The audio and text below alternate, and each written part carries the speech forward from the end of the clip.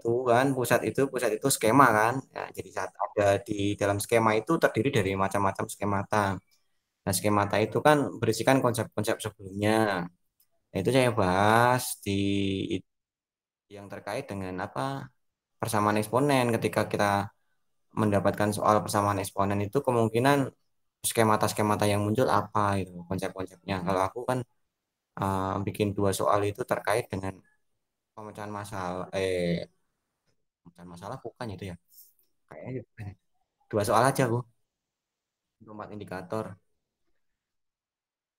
Kemarin aku itu kan prosesnya masih daring ya bro, belum maksudnya belum masuk sekolah kan. Aku tes gaya kognitif pun nggak bisa seperti yang seharusnya kan. Seharusnya kan kita semua baru nanti hasilnya dilihat. Enggak kalau aku. Jadi siswa datang 1 hari 2 orang ya 1 hari itu aku pertama anak anak yang datang pagi kan 1 orang tak kasih tes gaya kognitif udah selesai langsung tes itu buat singelot itu singelot selesai langsung tak lanjut proses wawancara. Habis itu nanti yang kedua tak gitukan lagi. Jadi ya makanya aku ngundang berapa orang itu kan nggak ngacak jadinya kan.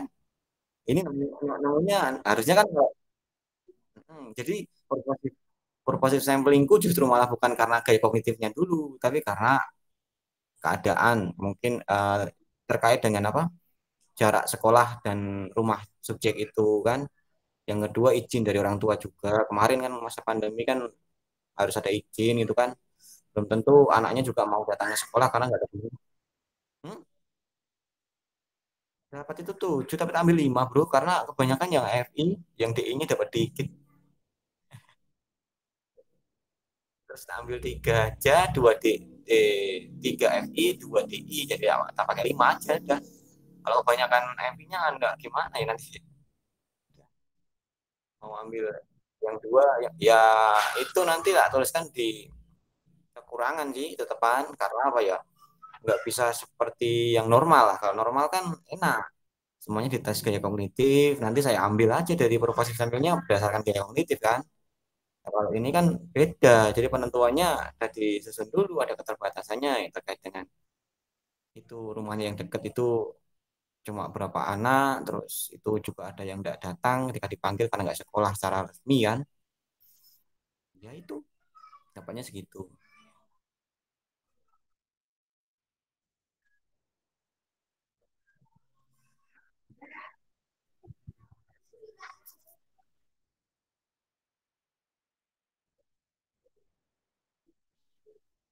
Reflektif reflektif.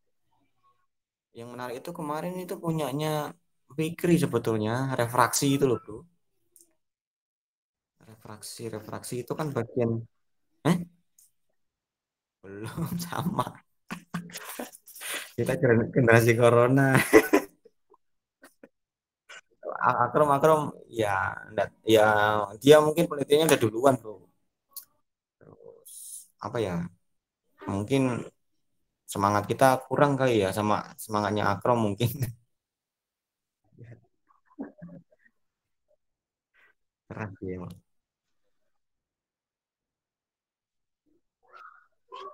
Ya tapi tetap aja lah bro selesai gelarnya juga penting gelar itu nanti tulisan kamu itu dilihat orang dihargai orang kan berdasarkan gelar bro ya nggak dilihat wah ini bukan prof teorinya nggak nganu masih meragukan ya bisa dicaplok sama prof ya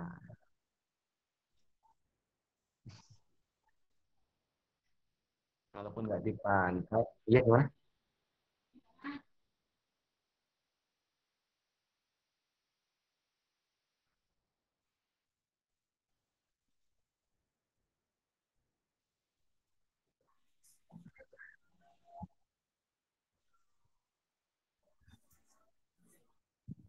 Fang orang Cina Sunggokong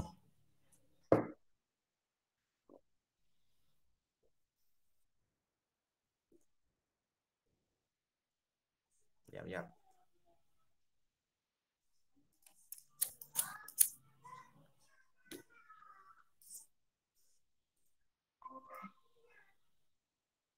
Introduction computational thinking.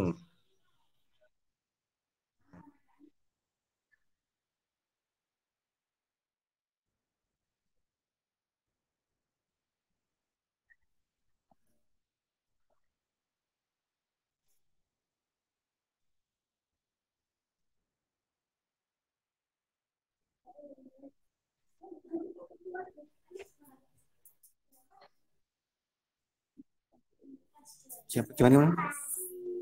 Introduction.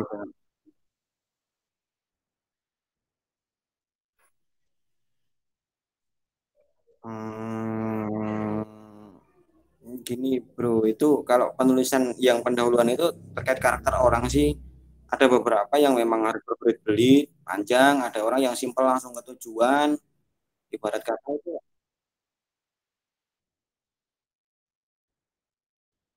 Kalau mulai dari itu, oh iya, karena kamu gimana? Gimana? Bentar, bentar.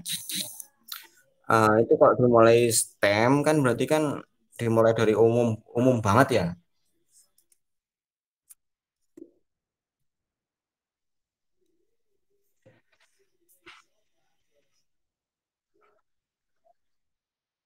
Nah, iya, ya benar angka ya kamu itu aja nggak apa-apa.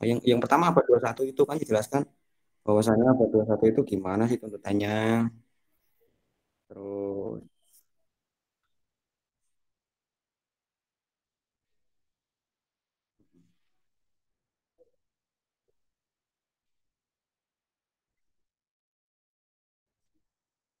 iya iya.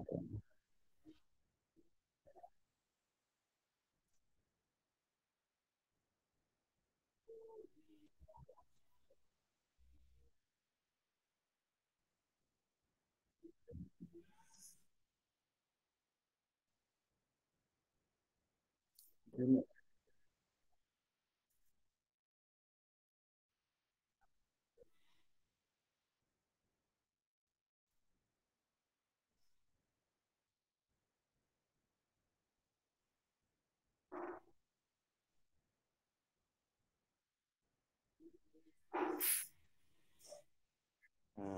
Nantinya kan kita kan nggak kalau bisa nggak membutuhkan komputer ya Mus ya. Kalau berarti ini aja Mus. Yang pendahuluan pertama berarti kan kita menjelaskan tentang pendidikan yang dibutuhkan di abad 21 kan. Menjelaskan aja abad 21 itu pendidikannya seperti apa. Terus teknologinya itu berkembang pesat. Ya, di dalam teknologi itu pun eh, untuk apa namanya untuk menjalankan program pasti akan membutuhkan sebuah alur gitu kan. Alur itu bisa kita pakai juga untuk pemecahan masalah karena prosesnya penyimpanan informasi itu kan hampir sama ya.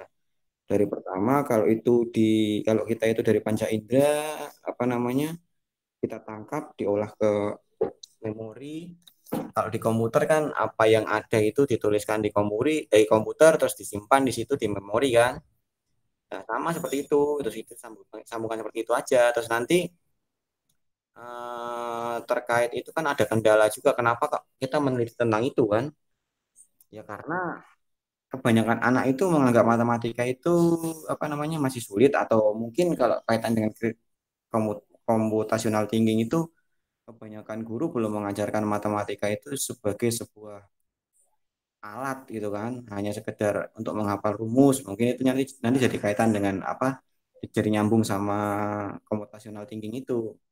Jadi matematika itu cuma sebagai alat ya untuk mengajarkan bagaimana anak itu berpikir itu kan, untuk menyelesaikan permasalahan dengan matematika bukan hanya untuk menghafalkan rumus kan yang tanpa arti intinya gitu kan.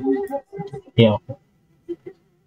Hmm. Sedikit merancang aja nanti kita bagi aja Pak. Gimana ya? Iya, coba ditulis dulu aja misalkan nama Mas Imam, ntar saya rancang lagi buat susun sampai bawahnya lagi. Tapi jangan sampai 6 paragraf ya, mungkin kok terlalu panjang buat pendahuluannya. Kalau saya rasa sih pendahuluan cukup Hmm. 2 halaman aja, 1 halaman aja, 1 halaman lebih dikit lah. Iya, makanya kan sekitar 6 Nggak paragraf. termasuk nggak termasuk abstrak. Nanti kalau dipakai abstrak ya 2 lembar lah sama abstrak gitu. Iya, abstrak abstrak itu bisa sampai 1 lembar tahu. Eh? Kok abstrak bisa Enggak, sampai satu enggak, lembar? enggak, enggak. Kalau di abstrak itu biasanya Hmm. dibatasi 150 kata atau 200 kata. Iya kan ada bahasa Inggrisnya juga. Oh, itu dibikin dua. Iya, biasanya dua. Kalau udah sampai Sinta 4 tuh biasanya dua tuh. Oh, kalau di Makanya Sinta satu dua kayaknya cuma satu bro. Dia bahasa Inggris ya semuanya. bahasa Inggris jelas. Semua bahasa Inggris. Iya. Makanya kan kalau saya kan buat artikel juga di Sinta 4 itu abstrak itu satu halaman.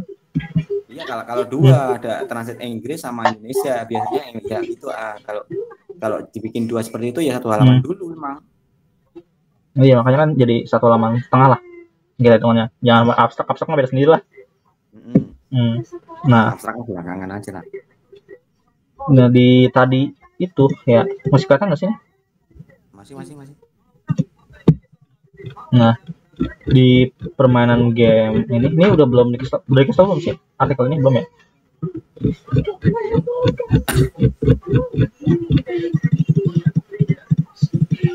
Tadi saya ngelihat penerapan dia. Nah, kayak gini nih. Nih, lihat nih. Ini kan game ya. Ya kan? Mm-mm. Nah, gamenya itu dia tuh tinggal embed doang. Embed itu tinggal kayak tarik-tarik doang. Bagaimana caranya supaya si kucing ini lewat gitu. Jadi simple. Anak-anak tuh tinggal tarik drop doang. Sampai dijumlahin biar sampai dia lanjut gitu. Kalau kayak gitu apakah ada pemikiran bro? Ya Bisa jadi makanya. kan asal mencoba aja kan. Itu yang jadi permasalahan juga di artikel ini sebenarnya.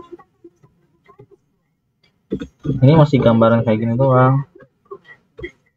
Tuh. Berarti kan medianya, kalau buat medianya kan nggak kayak gini. Yang seharusnya enggak. Ini kan buat anak TK kalau nggak salah, kindergarten. Tapi kalau buat anak TK sih lumayan mikir. Tapi kan, Ya harus kemana itu kan ya bikin-bikinnya. Tapi kalau udah tingkat SMP ke atas kayaknya udah nggak relevan. ini udah nggak relevan. Tapi itu sebagai, oh ini apa namanya, penerapan aplikasinya gitu. Kalau emang mau dibuat. Ada teman yang bisa bikin aplikasi bro. Saya juga bisa. Beneran. Iya, Pakai Unity. enggak. Pakai Unity. Nah, kalau game Unity mah itu mah berat banget masalahnya, di laptopnya nggak kuat. Gitu ya. Paling flash juga bisa sebenarnya kalau kita mau. Flash itu tapi Kalau itu misalkan kalau di flash sih dikit-dikit paham sih dulu banget tapi udah lama nggak megang juga. Maksudnya kalau bahasa yang di Android itu aku sama sekali belum tahu ya. Kalau misalkan itu jadi APK itu. Oh itu ada banyak sebenarnya. Pakai lektor juga bisa sebenarnya dibuat. Lektor articulate bisa. Coba aja articulate storyline. Dia bisa kalau kita ada idenya bisa dibuat itu game. Banyak itu ya caranya di YouTube. Seru juga sih lumayan. Articulate. Artian, artikular. Articulate. Oh, Culate. apakah? C.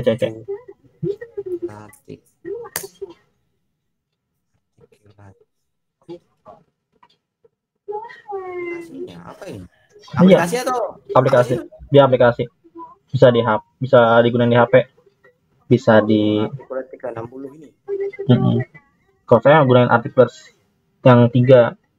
Yang 360 mahal banget. Oh iya.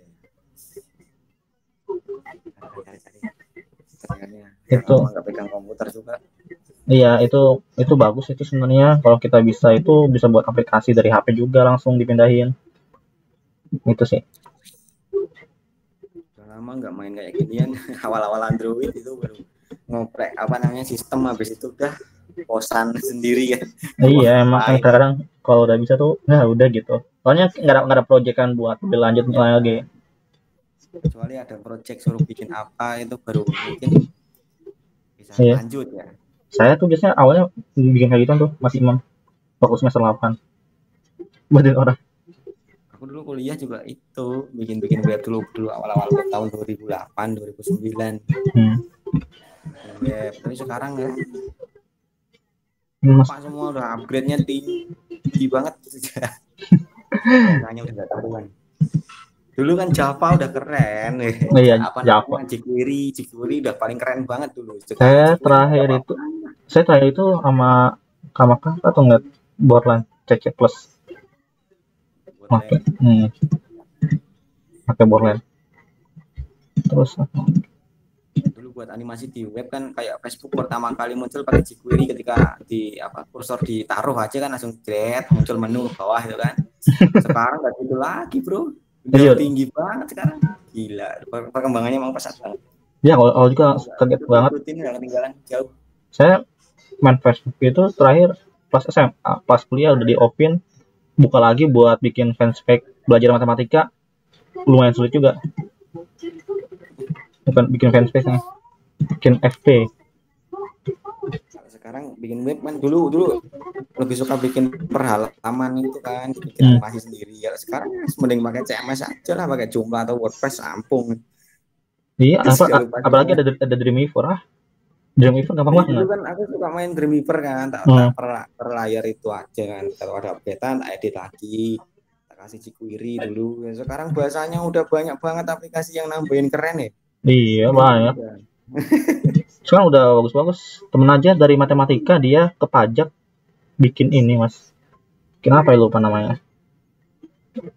Apa yang dari S tuh dia buat, dia bisa cepet banget. Bahasanya udah jadi lebih gampang jadinya. Kata dia. Apa? Latex. Laravel iya. Oh Laravel itu, itu CMS juga kan? Iya tapi dia lebih nggak bahasa banyak banget. Ya, tapi itu pakainya apa ya? Kemarin aku coba itu kemarin baru nyadar aku ada aplikasi sekeren itu. Ya, itu nanti bikin website jadi enak banget loh, tampilannya keren-keren gitu. Iya bagus, slidernya bagus juga. Tanya kan juga beda dengan CMS kayak Joomla sebagainya. Teman bisa dia beberapa bulan, wah berarti kalau mantan mereka bisa nih. Gitu. Ini apaan sih Mak? Bisa kok bro. Apalagi kalau basicnya bisa bahasa Inggris, wah enak tuh. Sayangnya aku nggak bisa bahasa Inggris sih. Sama ya. Mas Imam berarti lulus dong. Lulus yang itu apa namanya yang di UNS bahasa Inggrisnya. Ya lulus tapi aku Pikri sama Akram sama. Cuma buat syarat doang. Coba ntar kita buat dulu ya Mas Imam. Kita sambil nunggu Mas Ulil kita buat dulu perkerangkaan dari sini ya. Saya stop dulu nih. Ini terus buat di Word baru. Bahan ya aku sambil cari. Nah di sini ini ngelek ya.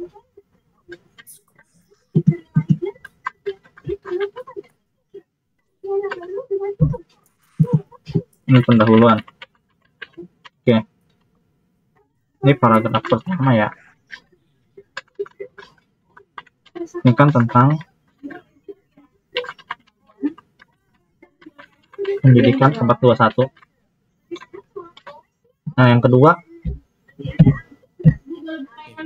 kalau pendidikan 421 itu kan kelihatannya kok ya. Kalau misalnya membahas pendidikan 421 itu kan dia lebih mengutamakan ke karakter ya. Kita kalau melihat dari sisi yang revolusi industri bisa tergantung, makanya ini mau dibawa kemana nih yang awalnya satunya. Kalau misalkan di Indonesia 421-nya itu kan memang karakter, tapi kalau kita ngeliat secara umum, kalau secara umum general di dunia itu lebih ke revolusi industrinya. Jadi mau gimana ini yang pendidikan 421-nya? Jadi kata pertama dimulai dari membahas revolusi industri aja bro. Revolusi industri maksudnya ya oke lah subnya pendidikan 421 tapi diawali dengan kata-katanya diawali dengan itu revolusi industri yang sekarang ini ya. Revolusi industri 4.0 udah 5.0 apa masih 4.0 lah sekarang? 4,5 enggak 5,0 tapi masih terbatas ya.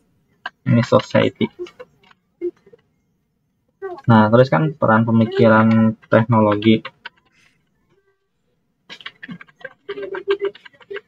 Dalam pembelajaran. peran dan pemikiran NLP dalam.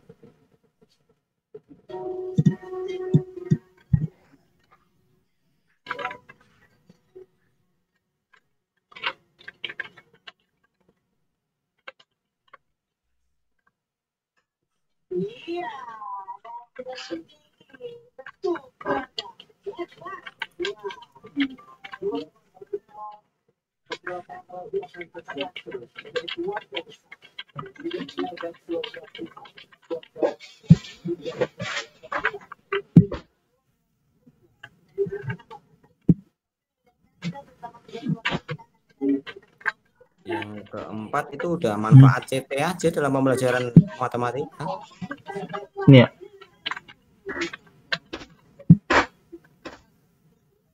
Jadi kan itu nanti diisi dengan hal yang menarik tentang CT ya. Iya. Oh ya, ini hal yang menarik. Oke, oke. Thank you.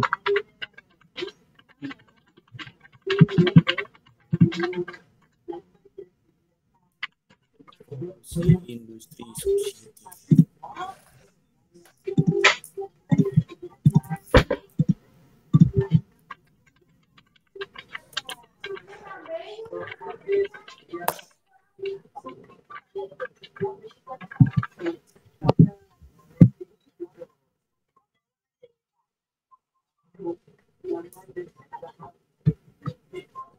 Nah, kan di sini kan ada nih, revolusi industri telah mengubah cara berpikir pendidikan. Pengembangan kurikulum seni saat ini dan masa depan harus melengkapi kemampuan siswa dalam dimensi pedagogi, keterampilan hidup, kemampuan hidup bersama, kolaborasi dan berpikir kritis dan kreatif. Gitu. Ini ada nih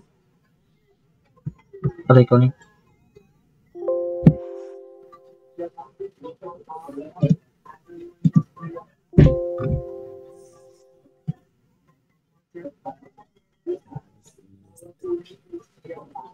Kita bahas saja revolusi industri itu apa yang dibutuhkan. Berarti kan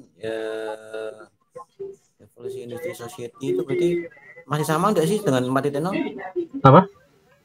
Revolusi 5.0 itu masih sama enggak ya sama dengan 4.0? Bedanya kan tambah society itu ya. Iya, sama society-nya. Jadi dia tadi yang bagian keterampilan hidup bersama atau kolaborasi, paling bedanya itu. Kalau dari sini sih gitu. Kalau ada di artikel pendidikan di era revolusi industri 5.0.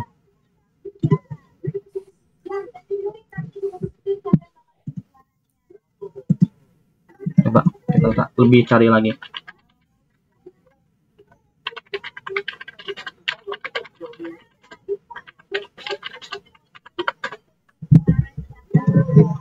Mau sambil ditulis kata-kata. Enggak, kita cari mentahannya dulu, ntar baru diolah gitu. Anu aja nulis aja bro. Kalau aku sih lo ya, kalau aku tak tulis dulu yang ada di pikiranku, baru nanti tak cari kaitannya, cari artikel. Balik gitu ya. Kalau saya masih belum. Iya. Kalau saya nyari dulu baru buat kayak gitu nih.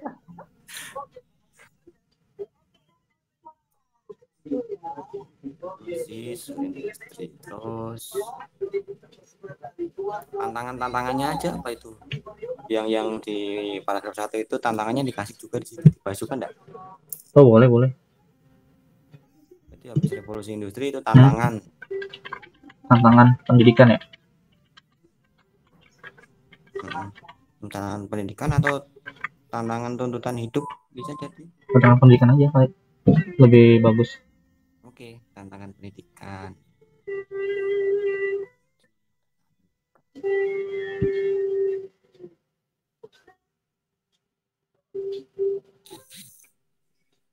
Paragraf 2 dibahas enggak tentang perkembangan teknologi dalam pendidikan? Apa? Yang paragraf 2-nya itu dibahas enggak tentang apa namanya? Perkembangan teknologi dalam pendidikan itu. Dibahas enggak? Oh, cocok enggak? Jangan. Peran pemikiran teknologi. Apa ada yang salah ya kalimatnya?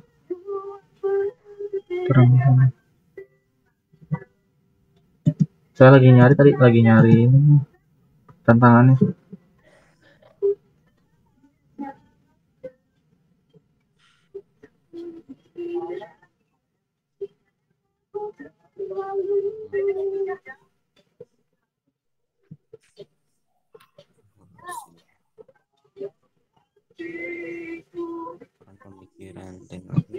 berarti anu dibahas tentang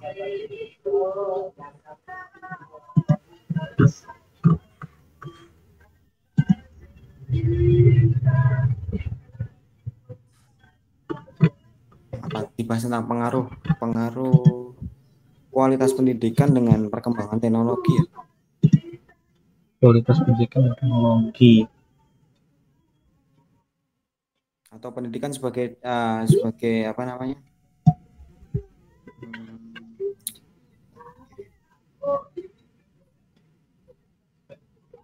Peran besar teknologi untuk pendidikan. Bisa gitu? balik Iya. peran pendidikan dalam pengembangan teknologi mungkin bisa Peran pendidikan dalam pengembangan teknologi, pengembangan teknologi. dalam dalam.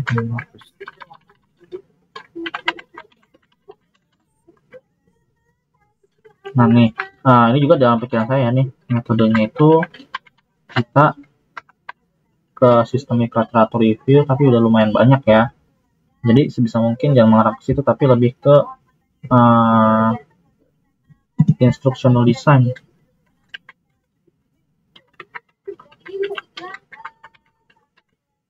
Jadi ininya, ini juga bakal dicobain. Makanya nih, kalau kita langsung nyobain sedikit, ya. Jadi kita ngebuat desain pembelajarannya, yaitu kita uji coba satu materi aja, satu materi atau enggak satu sub materi aja, nggak terlalu banyak jadinya kan. Ya satu pertemuan juga udah cukup sebenarnya. Misalkan di situ doang. Jadi nggak hanya studi literatur, tapi lebih menekankan juga uji cobanya itu. Ya, ya, ya. Kalau instructional design berarti itu kayak pengembangan ya bro? Iya pengembangan, tapi dia masuknya deskriptif juga ya. Itu yang bikin bingung. Saya tuh waktu itu bikin desain pembelajaran itu cuman masuknya ke kualitatif deskriptif doang, udah. Kualitatif deskriptif.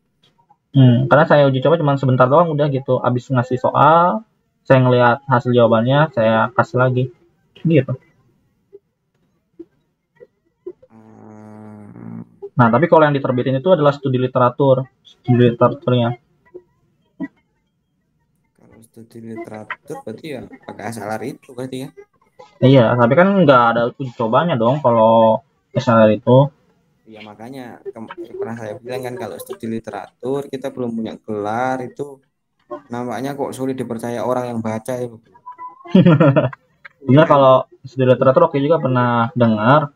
Kalau saya nyari-nyari di YouTube itu bisa sebenarnya kalau buat studi literatur, cuman Bisa, bisa. karena sekali lagi adalah hierarki pendidikan kita, ya udah gitu jadinya. Iya, iya, Sebenarnya bisa nggak kalau masalah. kalau yang di ilmu sosial masih banyak yang pakai itu, masih bisa, masih memungkinkan.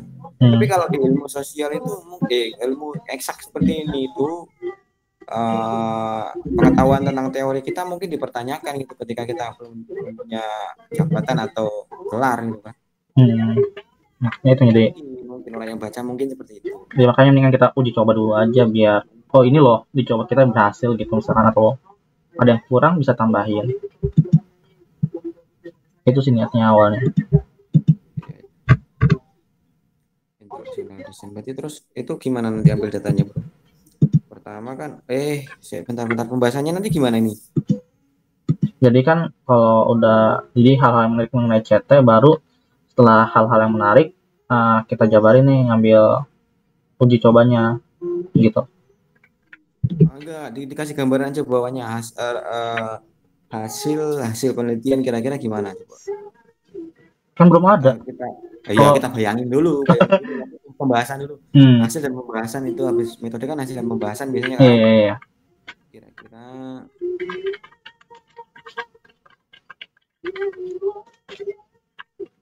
yang mau kita bahas adalah si ininya nih apa namanya, dimulai dari kegiatan awal, misal kayak persiapan pembelajaran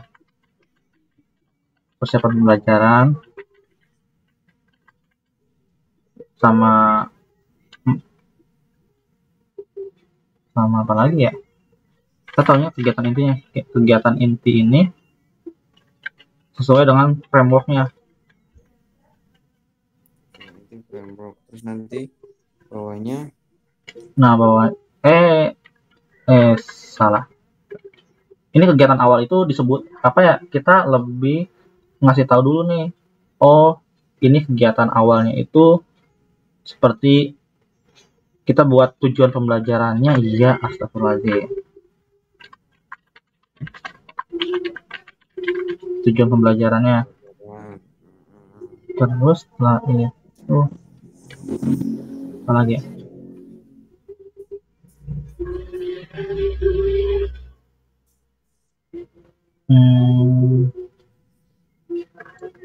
Terus skip di sini.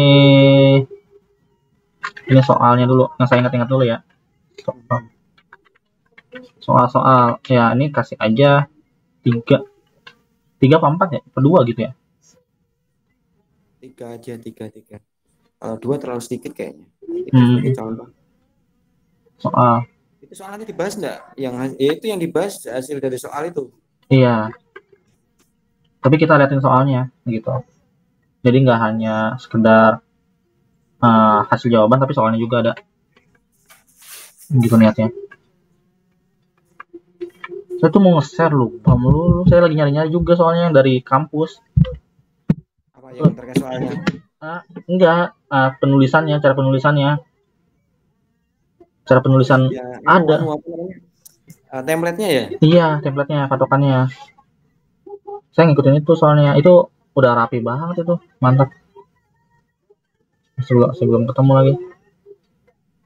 Pembahasan kegiatan awal. Oh. Paham.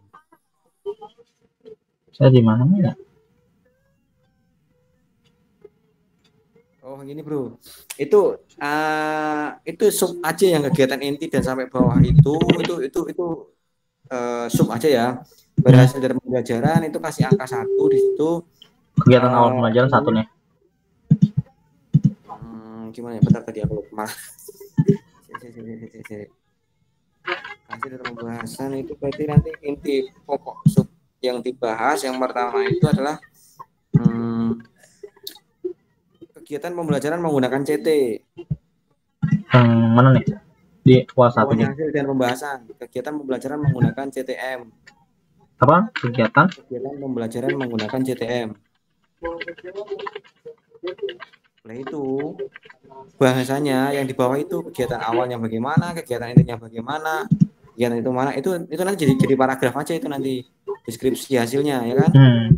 Nah itu jadi paragraf ke bawah, itu paragraf dari itu. Nah seperti itu bisa kan, itu kita pembelajaran CTM yaitu bikin paragraf aja A sampai A B C D, nggak usah disub lagi bro. Nggak usah gitu. Gimana gini, jadi paragraf aja nanti. Iya, oke. Jadi paragraf gitu kan. Belajarnya bagaimana tujuan pembelajaran menggunakan CT itu yang seperti apa ini kan, kegiatan awalnya itu seperti apa, sama kayak kita pembelajaran awal seperti apa, kegiatan intinya yang jadi framework itu bagaimana, terus contoh soalnya bagaimana itu kan. Terus bahas yang kedua, hasil yang kedua nanti yang kita harapkan itu apa ya, bagaimana anak dalam mengikuti CTM itu, efeknya apalah intinya, yang pembahasan kedua, hasil kedua yang kita harapkan. Hasil yang diharapkan ya. Oh iya benar nggak aja. Oh iya berarti. Nah, itu kan yang pertama kan kegiatannya bagaimana, yang kedua berarti efeknya apa terhadap siswa. Mungkin 2 itu cukup deh. Iya. Ya kan? Hasilnya itu nanti kita baru bahas ya. Hasil yang kita harapkan seperti itu kan. Yang kita ingin cari seperti itu kan. Kenyataannya, hasilnya. Iya kan? Kurang lebih pemikiranmu gitu nggak? Iya. Hasil yang mungkin yang mau kita dapat itu seperti itu. Pertama, kegiatan belajar menggunakan CTM itu bagaimana gitu kan. Yang kedua, efek atau hasil yang didapatkan dari peserta video itu bagaimana. Itu mungkin gitu gimana? Boleh. Mungkin berbeda. Boleh. Saya masih belum nemu soalnya, masih belum nemu satu lagi. Kalau udah nemu satu lagi, mungkin saya baru ingat nih. strukturnya ini. Struktur apa? Hasil dan pembahasan. Oh, struktur. Biasanya kan kalau di hasil pembahasan ada sub. Satu pertama misalkan aku nih fragmentasi pesudu kemarin kan. Pesudu itu kan di framework itu ada sudo analitik, sudo apa itu, sudo lupa malah. Ibaratnya berpikiran semu benar dan semu salah gitu kan. Dan nanti anak itu yang dapatnya di mana? Dapatnya cuma sudah benar toh ya, tak tulis satu aja nggak pakai sebab. Tapi kalau ada dua-duanya ada ya pertama tak bahas hasilnya yang pesudu benar itu yang seperti apa, tak sebab satu. Yang pesudu salah itu tak sebab dua, gitu kan? Nah, bahasanya di antara sebab itu, yang makanya A, B, C, D itu paragraf gitu. Mungkin seperti itu ya. Oke. Kan cuma sekedar bayangan kita, hasil yang kita dapatkan itu kan. Nanti kalau di lapangan berbeda ya nanti sebabnya mungkin beda lagi. Oke. Nah, berarti tinggal satu lagi adalah si penemuan ya. Penemuan di pembahasan itu aja nanti pembahasan.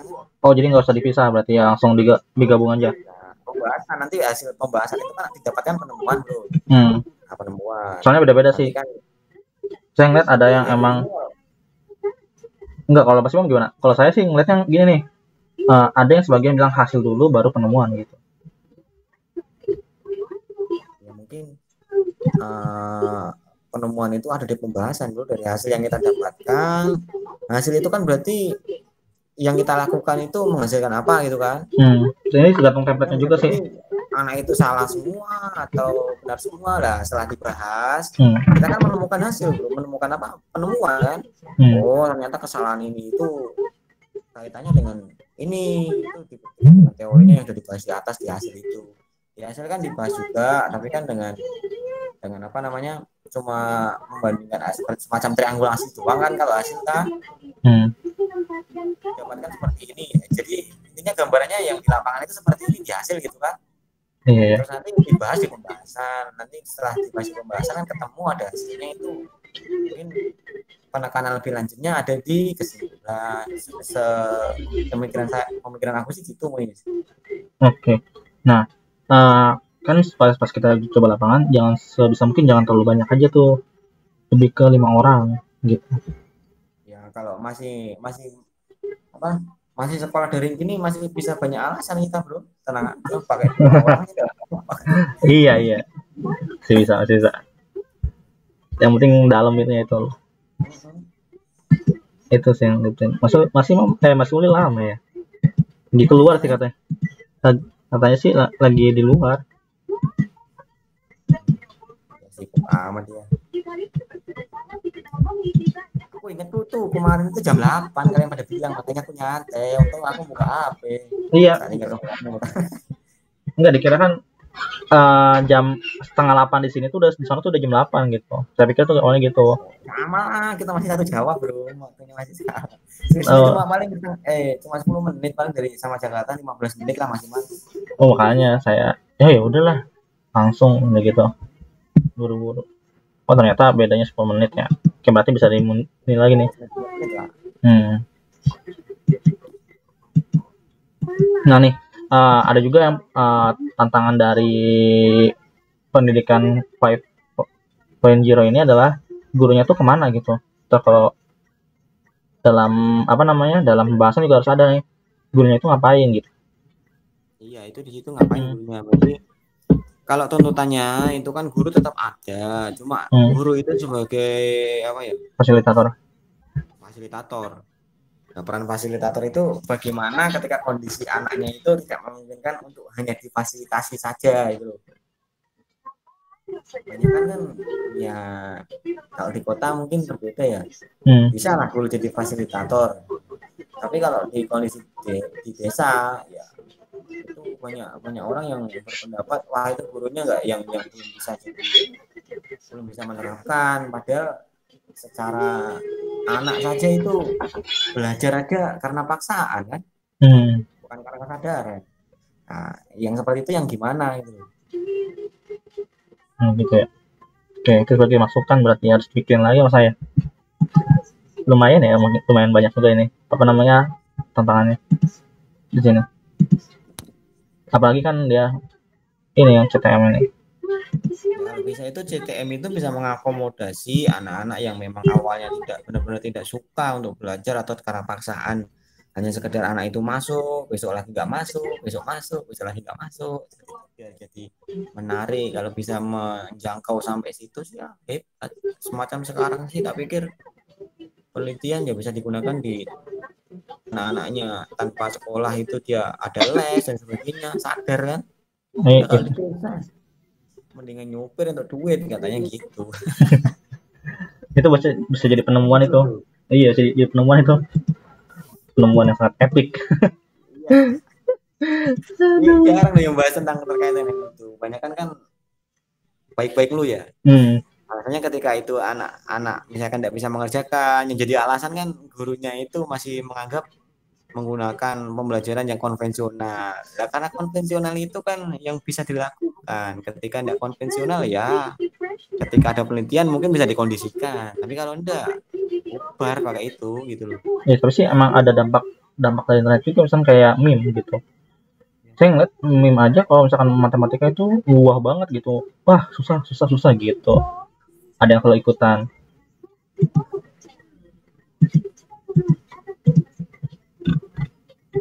Ya itu kalau yang matematika itu kayak apa ya?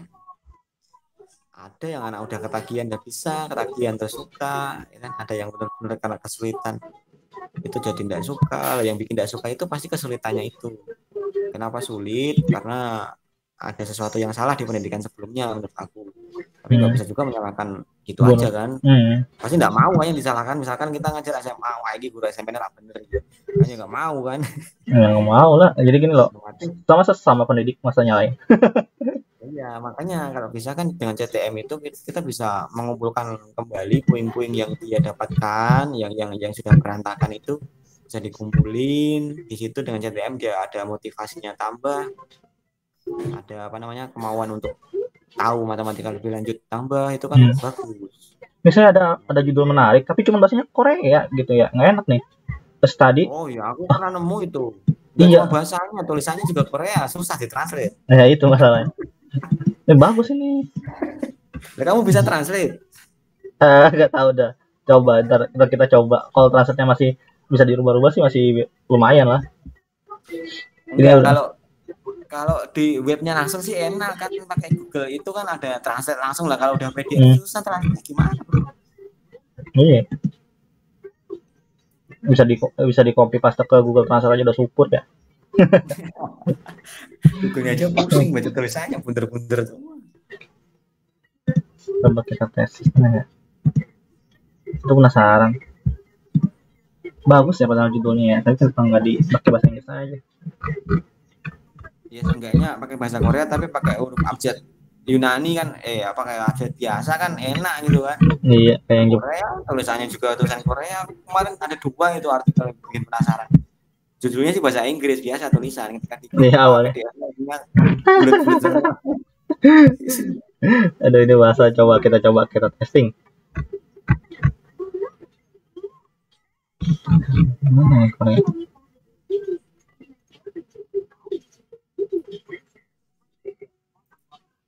Oh bisa mas, Mas bisa bisa ditransfer. Ntar saya rapin dulu Pakai nih. apa? Pakai Drive atau pakai Google Translate? Google Translate aja. Oh, enggak pakai itu berarti. Enggak bisa dia rapi kok bahasa Indonesia.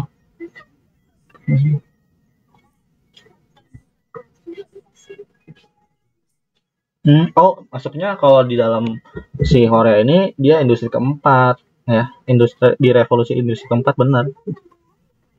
Ya, kita bahas dari revolusi industri 4 saja enggak masalah, tapi karena faktanya di sini masih pakai itu. Hmm. 4,0 aja belum nyampe. Yang pakai itu 5.0 kan baru beberapa negara aja, Jepang, Ntar saya Amerika. rapin dulu nih, ntar saya kasih tahu Mas Imam ya. Saya rapin dulu sedikit lah kita ngelihat di awal paragraf ini. Bisa ya, ternyata bagus ini artinya juga. Saya kira bakal hancur. Kalau Jerman ke Indonesia hancur banget itu, beneran deh. Saya udah nyoba soalnya. pernah aku kalau itu. Belum ya? Tapi aku sukanya pakai itu, tak tahu pakai Google Doc itu loh bro. Iya iya tahu tahu ya. Pakai toolnya langsung sebanyaknya. Kecuali ada karakter matematika ya hancur.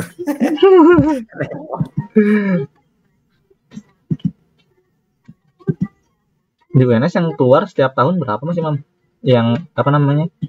Yang lulus Oh, ada? nggak tahu aku. Apa ya? Lupa ya.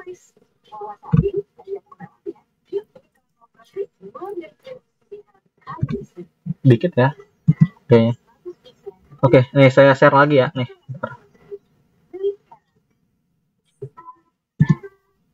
Kita share lagi. Ini kelihatan nggak? Belum. Oh, udah. Iya, rapi loh. Bisa di kayak gini bisa toh, bro. Iya, bisa. Ngomongnya kesulitan. Rapi loh kecerdasan ketika Iya. Itu kalau artikel kan kadang itu dia turun gitu ya, bro. Itu kamu hmm. kok apa di delete satu-satu? Oh, manual. Kadang kan ketika satu garis itu, uh, eh, manual. satu garis Jadi itu kan dia harus nyambung tapi dia turun kan?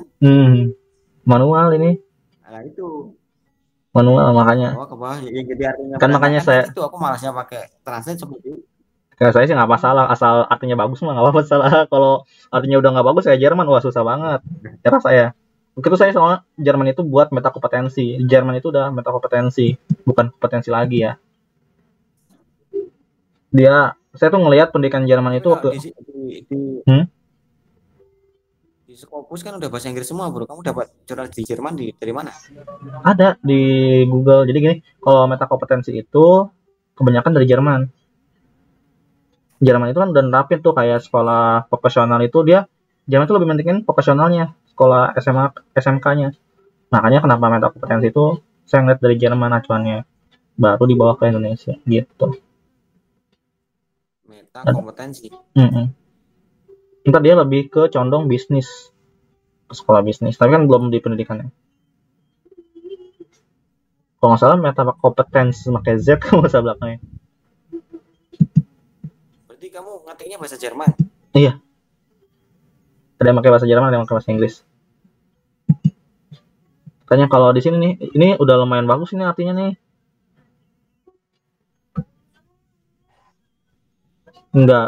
Enggak terlalu banyak dirubah sih. Kayak gitu masih Mam.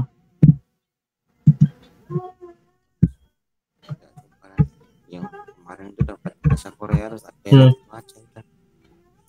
Apa tuh?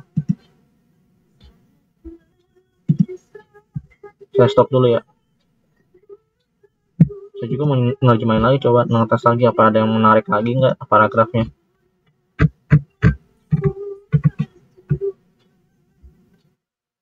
Ini bagus ya.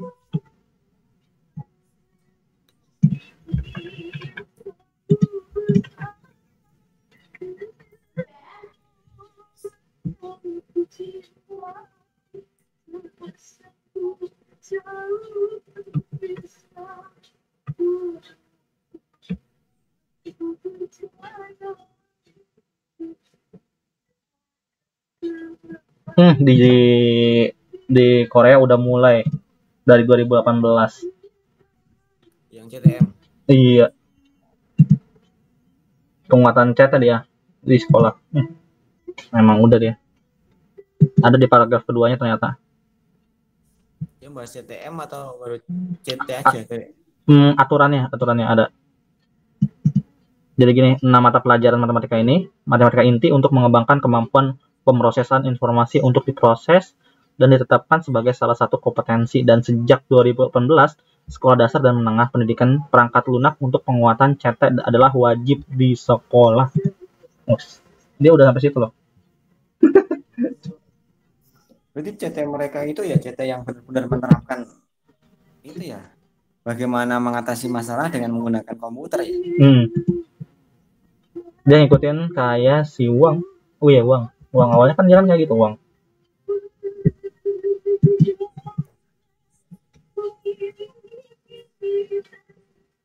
Terus tapi seru juga sih. Coba kita lanjut lagi. Kalau paragraf ketiga ini dia membicarakan tentang STEM. Tapi enaknya kalau ada aturan pemerintah kan seenggaknya kita ada ini loh, tambahan tambahan kata. Iya, aturannya ada, nggak tahu nih aturannya masih seperti itu aja. Masih 4.0. Baru mau deh. Nih ada lagi nih, ada yang bagus nih. Nih, Mas Imam, denger deh. Karakteristik CT adalah konteks matematik yang mirip dengan karakteristik berpikir matematis. Ini dari si Disesa 2018 sama National Dewan Riset NRC. Jadi berarti karakteristik CT ini hampir mirip kayak karakteristik berpikir matematis. Ini ada nih. Saya share ya. Ntar saya rapin dulu deh. Biar enak. CT hampir mirip dengan karakter Berpikir matematis. Maksudnya apa nih? Kalau menurutku, kalau yang kemarin pertama awal MUI share itu, aku mikir malah hampir mirip dengan karakter komputasional apa namanya, computational thinking. Yang mana? Berpikir kombinatorik gitu loh. Oh, kombinatorik. Iya ya, makanya ini ada beda-beda nih. Saya share lagi deh. Share lagi. Paragraf ketiga. Kalau nggak kayak gini nggak ketemu, susah soalnya saya aja ngerasa sendiri tesis susah. Kalau 3 begini kan enak nih ngerjain artikel. Pikiran orang 3. Iya, pikiran orang 3. Nih sini Mas Imam. Ini berpikir matematis ini sebenarnya. Ini salah nih ya terjemahannya. Tertutup.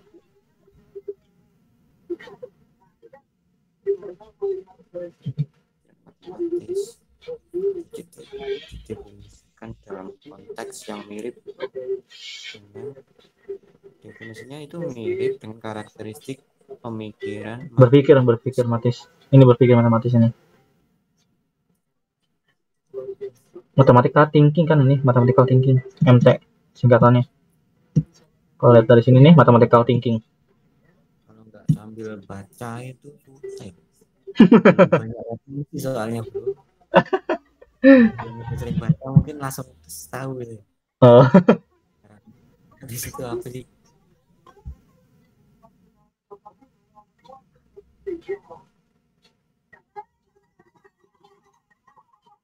Mantap, ini bisa nih. Bisa diambil buat referensi.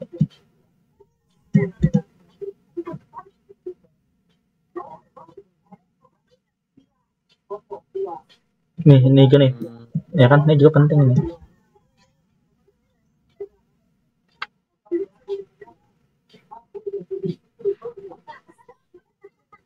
Ya kan? Ini itu interpretasinya apa namanya, menganalogikan seperti itu karena ini ya. Kalau di matematika itu memikirkan pola-pola ya, jadinya ketika ada masalah dia mencoba membangun pola.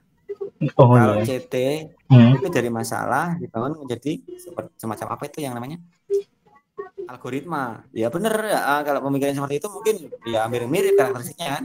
Dari masalah kalau di matematika dipolakan, terus nanti dicari pemecahan masalahnya. Kalau di komputer itu kan CT itu berarti dari permasalahan itu nanti dibikin algoritma, disusun gitu kan, jadi ketemu nanti berpolanya juga. Biasanya gimana? Yo aja, bener hampir mirip juga. Bisa nih diterjemahin. Oke. Berarti lumayan bagus juga kan terjemahannya ya? Iya. Tapi kayak gini tahu dari mana ya? Apa? Scopus atau enggaknya? Saya masih belum tahu nih. Nah, kalau masalah buat referensi nggak perlu Scopus bro. Nggak perlu ya? Nggak usah. Nggak perlu, cuma kita tanya buat lagi. Ada lagi nggak ya?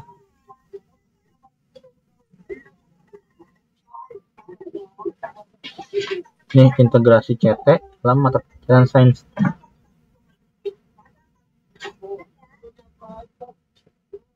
Wintrop. Itu memang banyak. Yang CT yang banyak mengadopsi dari Wintrop itu kayaknya. Iya, yang apalagi yang matematikanya ya.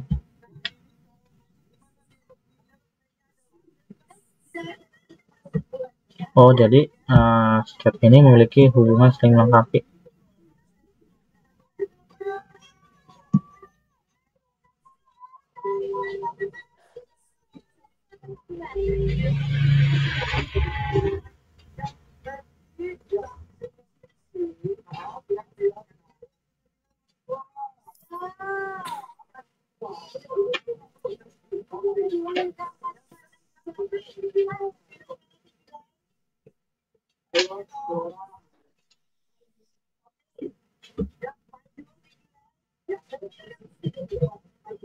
Hmm.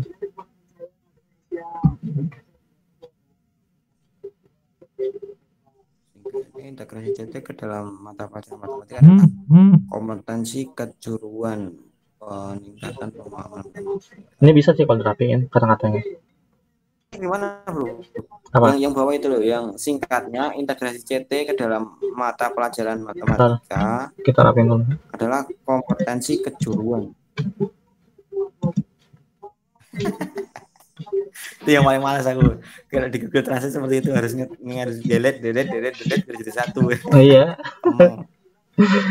tidak ya, jangan lupa ya.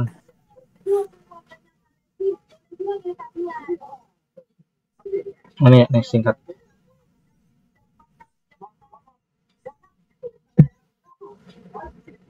Gimana tadi? Ini nih, ini integrasi ya.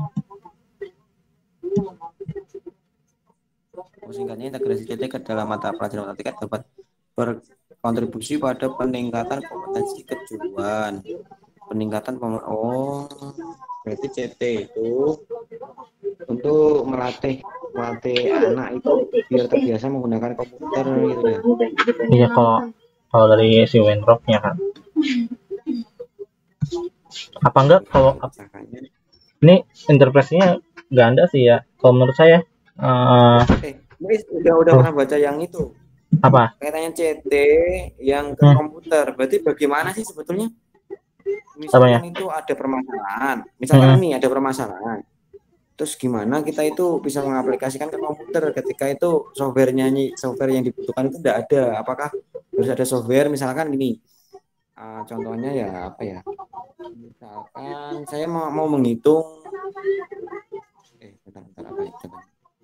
Kalau itu kan gini berarti gambaran singkatnya ya hmm, ada tugas buat saya. Saya disuruh membuat gambar animasi kan. hmm, Nah, dari situ kan saya berpikir enaknya menggunakan antara Corel terus atau menggunakan Adobe apa namanya Illustrator atau sebagainya itu kan.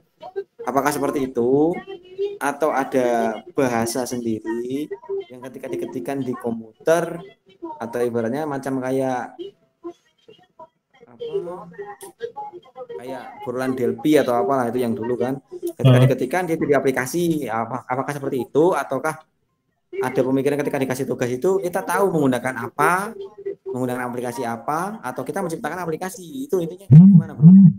So, kalau dia dalam fungsinya, kalau menurut saya dari yang saya baca itu gini, pemikirannya itu seakan si anak itu dikasih problem gitu ya. Nah, Nah, si gurunya itu ngasih tahu menggunakan ini loh, tapi bagaimana si anaknya jalan ke situ ya itu tergantung anaknya. Si gurunya udah ngasih tahu nih, oh pakai yang ini ya, misalkan pakai aljabar gitu, terus si anaknya itu nyusun tuh bisa pakai aritmatika atau apa, atau bisa dari diagram Venn itu bisa tuh, itu intinya. Itu gampangnya, jadi kan masih masih bisa banyak cara, itu tergantung si anaknya, dia ada kebebasan gitu,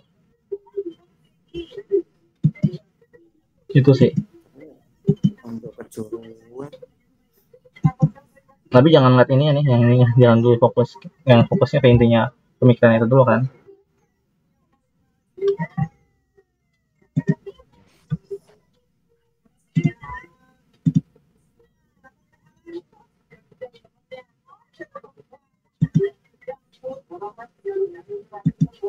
Coba kita cari lagi ya, ini kita stop share dulu,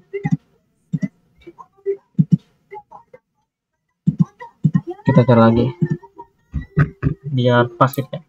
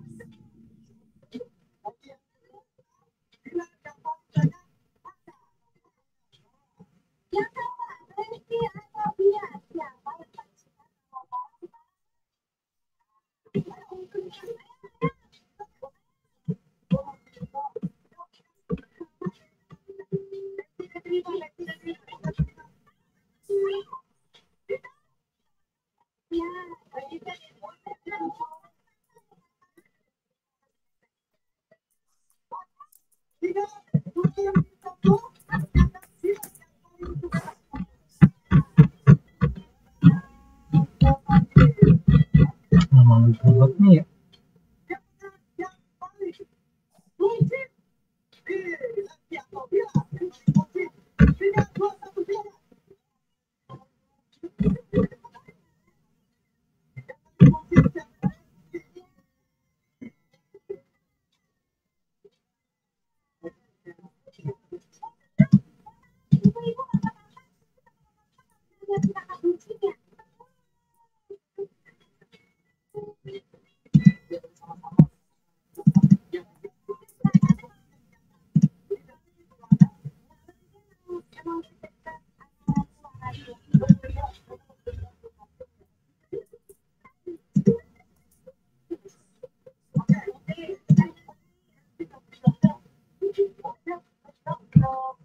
Lama lagi rambutnya.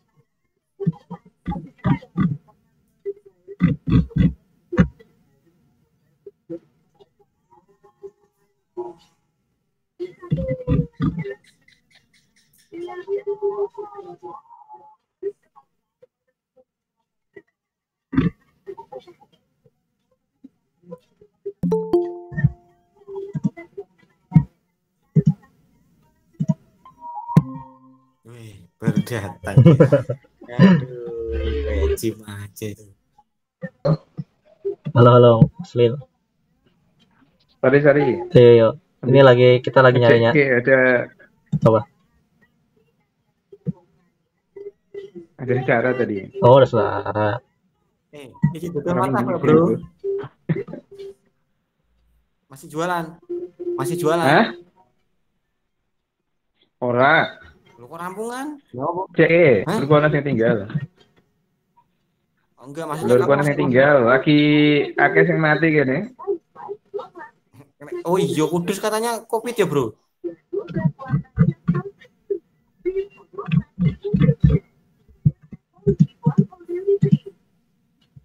Iya. Lagi, no, Mas. Lagi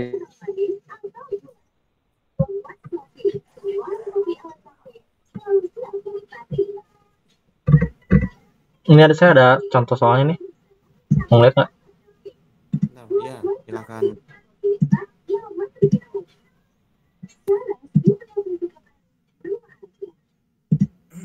Satu bro.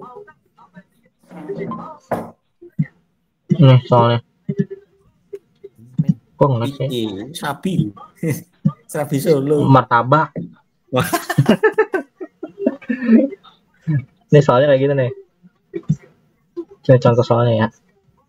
Jika setiap kue yang kecil dan besar dijual masing-masing dengan harga 10.000 dan 15.000. kok nggak kelihatan ya?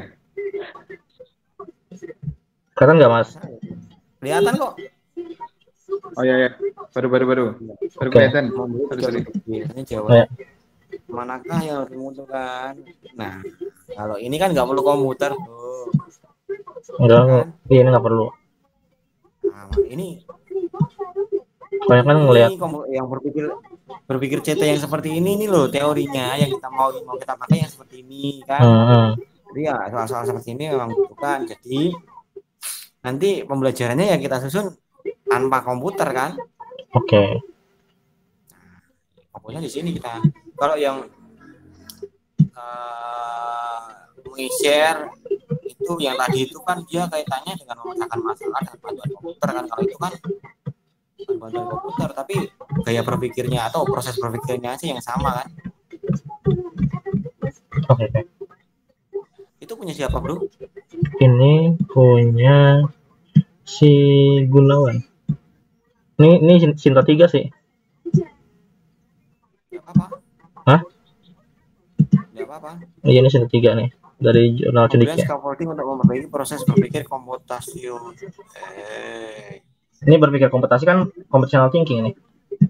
Artinya. Sama enggak? Sama. Proses berpikir komputasional.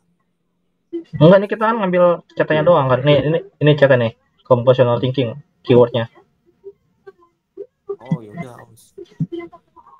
Tapi kira ada lagi yang nggak pembahasannya berpikir menghitung cuma pemikiran matematis gitu kan. Enggak. Nih ada nih. Ini kan kelas 11 ya. Kelas 11 soalnya begini ya. Ini kayak soal SMP kelas 9.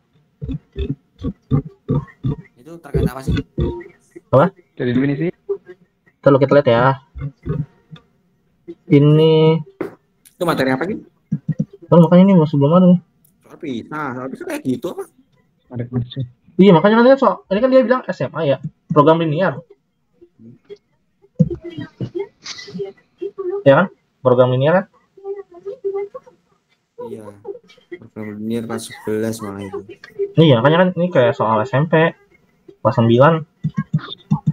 Ntar saya testing lah. Bisa enggak anaknya? Iya. Kalau anaknya Muis mungkin pada bisa deh. Ntar kita testing. Ini kayak ini. Nah, ya, soal kayak gini kan berarti kan persamaan linear 2 variabel ya. Itu di SMP udah. Kalau SMP itu sampai 2 variabel apa sampai 3 variabel juga, Bro? 2 variabel. Iya, 2 variabel. Kuadrat, persamaan kuadrat persamaan kuadrat. Sudah diajarkan kan? Udah. Sudah di kelas 9 udah ada. Iya, nanti kan kita bahas yang struktur berpikirnya di SMP enggak muncul, ternyata belum diajarkan aku ya kalau semprot gue. Jangan juga dong, kasihan anak-anaknya dong. Enggak, maksudnya. Iya, makanya ini udah. Aku lupa ya, tak kira aku lagi sadar itu waktu analisis itu loh, apa persamaan kuadrat itu diajarkan apa belum itu loh di SMP itu kan. Iya, orang gini loh, himpunan ada soal aljabar, sedangkan aljabar di bab 3. Aneh kan? Aneh itu beneran, seriusan. Aku pernah ikut yang itu bro, apa namanya, bahas tentang jadi itu kan pemerintah memberikan KD itu nanti kita olah sendiri menurut kurikulum dari sekolah. Nah kalau misalkan sekolah itu sekolah yang mengintegrasikan kayak mata pelajaran itu namanya apa bro? Yang anak SD ya, terlalu tematik ya? Semacam tematik gitu, tematik tapi SMA. Jadi nanti ketika misalkan kok materinya yang bisa digabungkan dengan fisika itu ada di kelas 3, ya udah dipindah gitu loh. Bisa dipindah, nggak harus sesuai. Iya, itu kan anak SMA. Anak SMP ini loh, agak-agak ribet. Kayaknya bisa gitu. Anak SMP tuh bisa kayaknya IPA-nya. Iya, itu yang masalah dibingungin. Dan fisika dari sekolah sendiri, disusun sendiri bro, tinggal tergantung kurikulumnya gimana. Iya, soalnya kan biasanya fisika itu di semester 2. Ya kan? Nanti berarti matematikanya menyesuaikan di semester 2-nya, tapi itu yang agak-agak sebenarnya. Saya tuh mau ngajarin juga tentang aljabar itu menggunakan kayak anak SMA itu loh, yang turunan, yang kayak U besar, U kecil gitu. Kan belum saatnya. Iya, itu masalahnya. Padahal itu bisa buat buat aljabar. Gitu. Saya mikir awalnya ke situ. Ternyata susah. Nah, ini kita ngelihat contohnya kan ini ada ya. Ini Mas Ulil, kita udah buat strukturnya dulu. Perlu kita close dulu. Yang ini.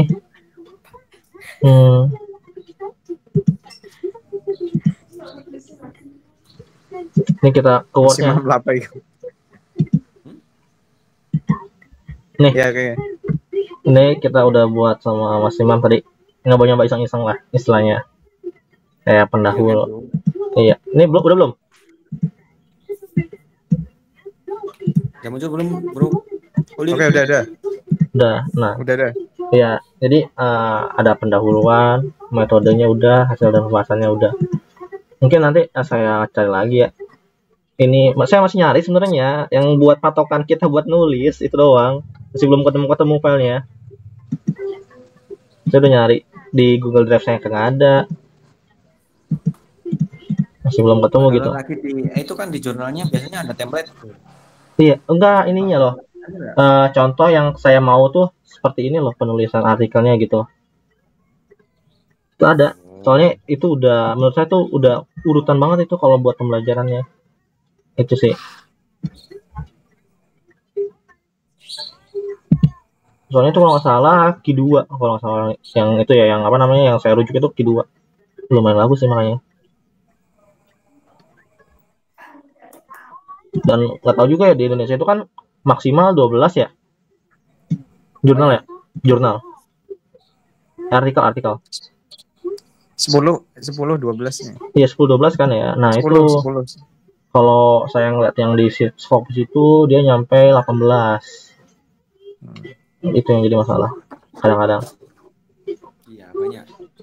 Banyak yang bahkan sampai 24 aku pernah nemuin itu di Elsevier. Iya kan, jadi harus kalau di sini kan per lembar kalau nggak salah bayar lagi ya 100.000. Iya itu yang duitnya. Udah nggak ada itu. Iya makanya itu harus benar-benar di press banget itu di press. Makanya kan saya bilang pendahuluan gak usah banyak lah, cuman nyampe 5 atau 6 aja udah.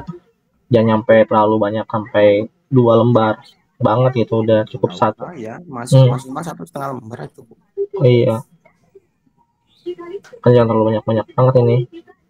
Dan kan belum lagi ada indikatornya. Di metode itu kita dapetin indikator dong, kan? Iya. Ya kan? Oh iya indikator. Nanti dipecah aja artikelnya. Maksudnya? Pengembangan artikel pengembangan indikator dipublish dulu. Satu. Terus nanti kan tinggal di sini tinggal merujuk aja. Oh iya. Bisa kan? Oke. Dipecah nanti. Kalau misalnya kepanjangan, terus aja dulu. Kalau kepanjangan, nanti pecah aja bikin 2 artikel bisa. Yang satu sini tinggal merujuk aja, merujuk ini. Oh iya, ke penelitian selanjutnya ya. Oke. Jadi project. Oke, mantap. Ini sekali 2 ya. Semoga saya bisa nih ngerjain ini. Di samping bab 2. Ntar dibantu kalau udah selesai. Bantu jenenge. Bantu udah selesai, bantu apa bersih-bersih. Iya. Maksud tesisku ntar dulu, Bro. Gini, Bro. Jadi ya, emang lanjut. Nah, udah itu tadi saya mau ini ya, apa namanya? Metode indikator di sini. Metode analisisnya apa? Apa? Metode analisisnya, Mas. Ini yang masih itu? Enggak, ini masih dipikirin. Soalnya ada di ini apa namanya di artikel itu yang saya mau namanya. Saya lupa artikelnya di mana. Enggak tahu semester 1, enggak tahu semester 2 saya belajar kayak gitu. Nanti ada namanya ntar. Ini masih dikuningin dulu aja deh. Jadi kan gini Mas Mulyo. Jadi saya tuh mau buat desain pembelajarannya sekaligus sama hasil uji coba. Kalau kita buat desain pembelajarannya doang, menimbang juga kita gelarnya yang sangat sedikit, bukan seorang profesor, wah bakal kacau nantinya, ya kan? Masih ada hierarki pendidikan. Ya udahlah. Jadi kita buat aja tes juga sekalian buat uji coba gitu. Jadi kan enggak hanya. Kalau tesnya pakai kuanti. Efektivitas atau apa? Ya makanya nanti kita lihat dulu nih yang enak kayak itu gimana judulnya gitu. Kuanti aja nggak apa-apa itu. Kuanti ya. Tapi ntar ada nih buat ininya. Iya buat literatur reviewnya. Itu ada gabungan masalahnya. Itu doang sih. Udah paling. Nah di sini kita udah buat kerangkanya juga udah lumayan ada kemajuan nih dari tadi ya. Dari kemarin-kemarin lumayan ada kemajuan, udah mau nyampe bab 1 nih. Tinggal tulis doang. Tinggal di sharing-sharing doang. Terus apa lagi nih? Ini kita mau ini udah lumayan selesai nih. Untuk struktur udah target saya sih emang ini minggu ini tuh struktur dulu. Karena penguatan struktur itu lebih penting gitu. Iya. Iya.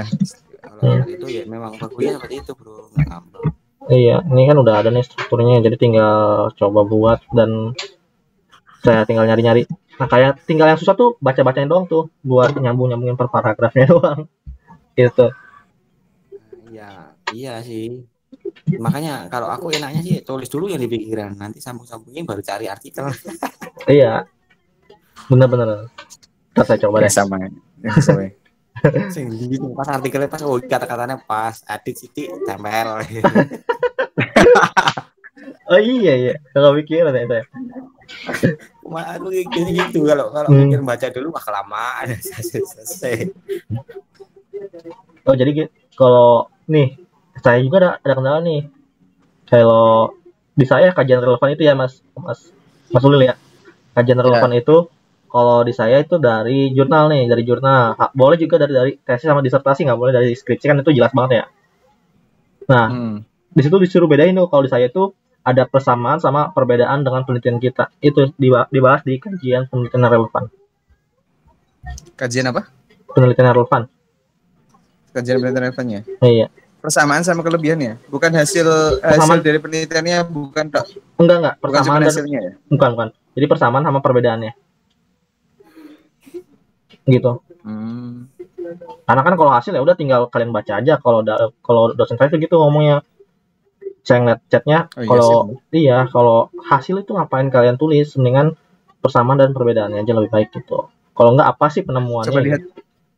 Masih belum. Lihat contohnya, Mas. Orang masih belum revisi, saya belum ngerjain. Baru ditulis. Maksudnya contohnya. Hah? Contohnya kalau bisa. Oh, contohnya nanti. Maksudnya kan kalau ada kan buat coba lihat. Saya lihat dulu ya. Ada nggak ya? Dari kakak kelas sih. Ntar saya lihat dulu, bentar. Mungkin ada yang sama kan variabel-variabelnya mungkin.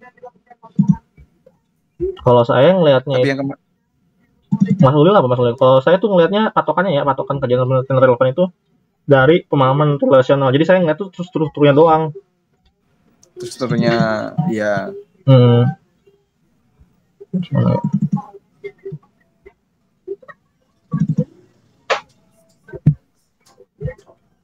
Saya dapatin ini mahasiswa yang udah jadi dosen, Mas Ulil. Beda 2 tahun dia langsung jadi dosen selesai. Kemarin baru keterima. Iya. Kakak kelas saya di UIN. UIN mana ya? Saya lupa tuh. Nih penelitian kajian relevan. Coba ya. Halaman berapa ya? Terus yang kalau menurut kamu tadi studi kasus itu, Bro. Itu aku masih bingung tuh. Rata-rata dari kakak kelas juga semuanya pakai studi kasus. Gua studi kasus kalau menurut penelitian saya kok belum nih. Tepat itu. Belum masih. Ntar Mas Ulil saya kasih kirim ke grup aja ya kali ya. Ya oke. Ntar SS aja. SS aja. Kalau studi kasus itu berarti benar kata Prof itu yang diorek-orek itu kan. Iya benar sih. Ada kasus yang hanya ada di situ kan. Kamu tuliskan aja apa kendalanya yang di umum di sekolahan itu biasanya gini loh, makanya ada kasus seperti ini. Contohnya seperti apa mungkin di sebelum penelitian itu namanya apa? Prasurvei. Berarti ada prasurveinya gitu ya. Prasurvei itu ditemukan sesuatu seperti ini, makanya Nah, untuk itu kan Oh iya. menelusuri lagi gitu loh, menelusuri benar tidak adanya ini. Menurut Ulil itu ada ini loh berdasarkan survei itu kan, survei itu. Oh, sama kayak gini berarti ya. Mencoba menelusuri karena ada kasus seperti itu. Oh iya benar dik. Menambahkan seperti itu mungkin. Oh, berarti kayak gini Mas Imam. Kayak Mas Imam bilang itu loh ya, kalau misalkan di sekolah, misalkan kota itu, dia tuh belajarnya benar ya. Terus gurunya itu ngajarnya benar. Terus kalau di desa juga ngajarnya benar, tapi hasilnya berbeda gitu. Kayak gitu bukan sih? Ya. Ya, seperti itu. Contohnya gampangnya seperti itu. Terus nanti karena sekolahmu di desa, kendalanya sangat berbeda jauh dengan sekolah di kota. Nah, makanya perlu studi kasus. Benar enggak sih sebetulnya seperti ini? Kendalanya apa? Benar enggak dengan apa yang mau saya teliti ini? Benar enggak? Mengungkap sebuah fakta gitu loh. Ya, paham. Oh, gitu ya. Nah, berarti intinya ada proses value gitu juga ya Mas. Saya dalam arti permasalahannya udah diketahui di situ gitu ya. Yang prasurvei itu yang kamu temuin di prasurvei sebagai dasar, berdasarkan prasurvei itu ditemukan seperti ini dan ini berbeda dengan apa yang diceritakan siapa misalkan yang penelitian yang sudah ada. Maka dari itu peneliti mencoba menelusuri lah mengungkap apa sih yang terjadi di sini gitu loh. Kualitatif berarti ya maksudnya. Kan kuali mah studi kasus kan. Iya kuali. Studi kasus kan kuali. Kasusnya itu ketika ya benar tadi yang benar itu ada kasus apa kasusnya apa kasus ya kasusnya itu karena ada perbedaan dengan penelitian ini contoh seperti itu aja karena di prasurvei seperti ini realitanya berarti kan realita di situ seperti itu tapi kok menurut ini seperti ini berbeda makanya peneliti mencoba menelusuri lebih lanjut dengan studi kasus. Aku guys prasurvei ini malah tentang HOT ya Mas. Orang yang berpikir kreatif ya. Alah, ibu bisa dikarang tuh bro. Oh mana asik. Itu aku nambahin cuma ben. Enggak sebenarnya pemikiran kita tuh bagus gitu ya. Enggak pemikiran kita tuh bagus. Cuman terhalang oleh ya udah argumennya mana gitu yang lain. Iya benar. Iya. Yang penting argumen kita bro. Kalau misalkan harus semuanya realita itu kayaknya susah kalau udah kepentok kayak gini mau bolak-balik ya gimana yang penting orang penelitian itu banyak yang bohongan juga. Iya, sekelas dokter aja banyak yang ngarang juga. Jangan salah deh. Masih Mas Ulil. Saya nemuin satu artikel, cuman comot dari yang lain, masukin ke internasional, terjemahin, udah selesai. Enggak gitu bro. Aku lihatnya dari proses wawancaranya loh, jawaban anak. Iya. Enggak logis. Enggak logis. Itu. Iya nggak logis ya. Wawancaranya itu. Jawaban anak masa bisa menjawab seperti ini? Nggak logis ya. Kadang-kadang aku berpikir seperti itu loh. Iya kan? Di kelas ya udah dosen sebagainya itu. Iya karangan lah. Masa gak mungkin. Realnya wawancara anak nih bocah langsung secara langsung. Pasti bilangnya enggak iya gitu ya. Emang itu bro. paling malah ditakonnya malah wedi kok. ini emang harus realita aja tuh ngomongnya begini gitu. Logikanya kan berarti kan ada permainan di situ ya kan ada sesuatu ya udah. Iya permainan. Tapi ya mungkin arahnya mungkin ke situ nebaknya gitanya gitu kan.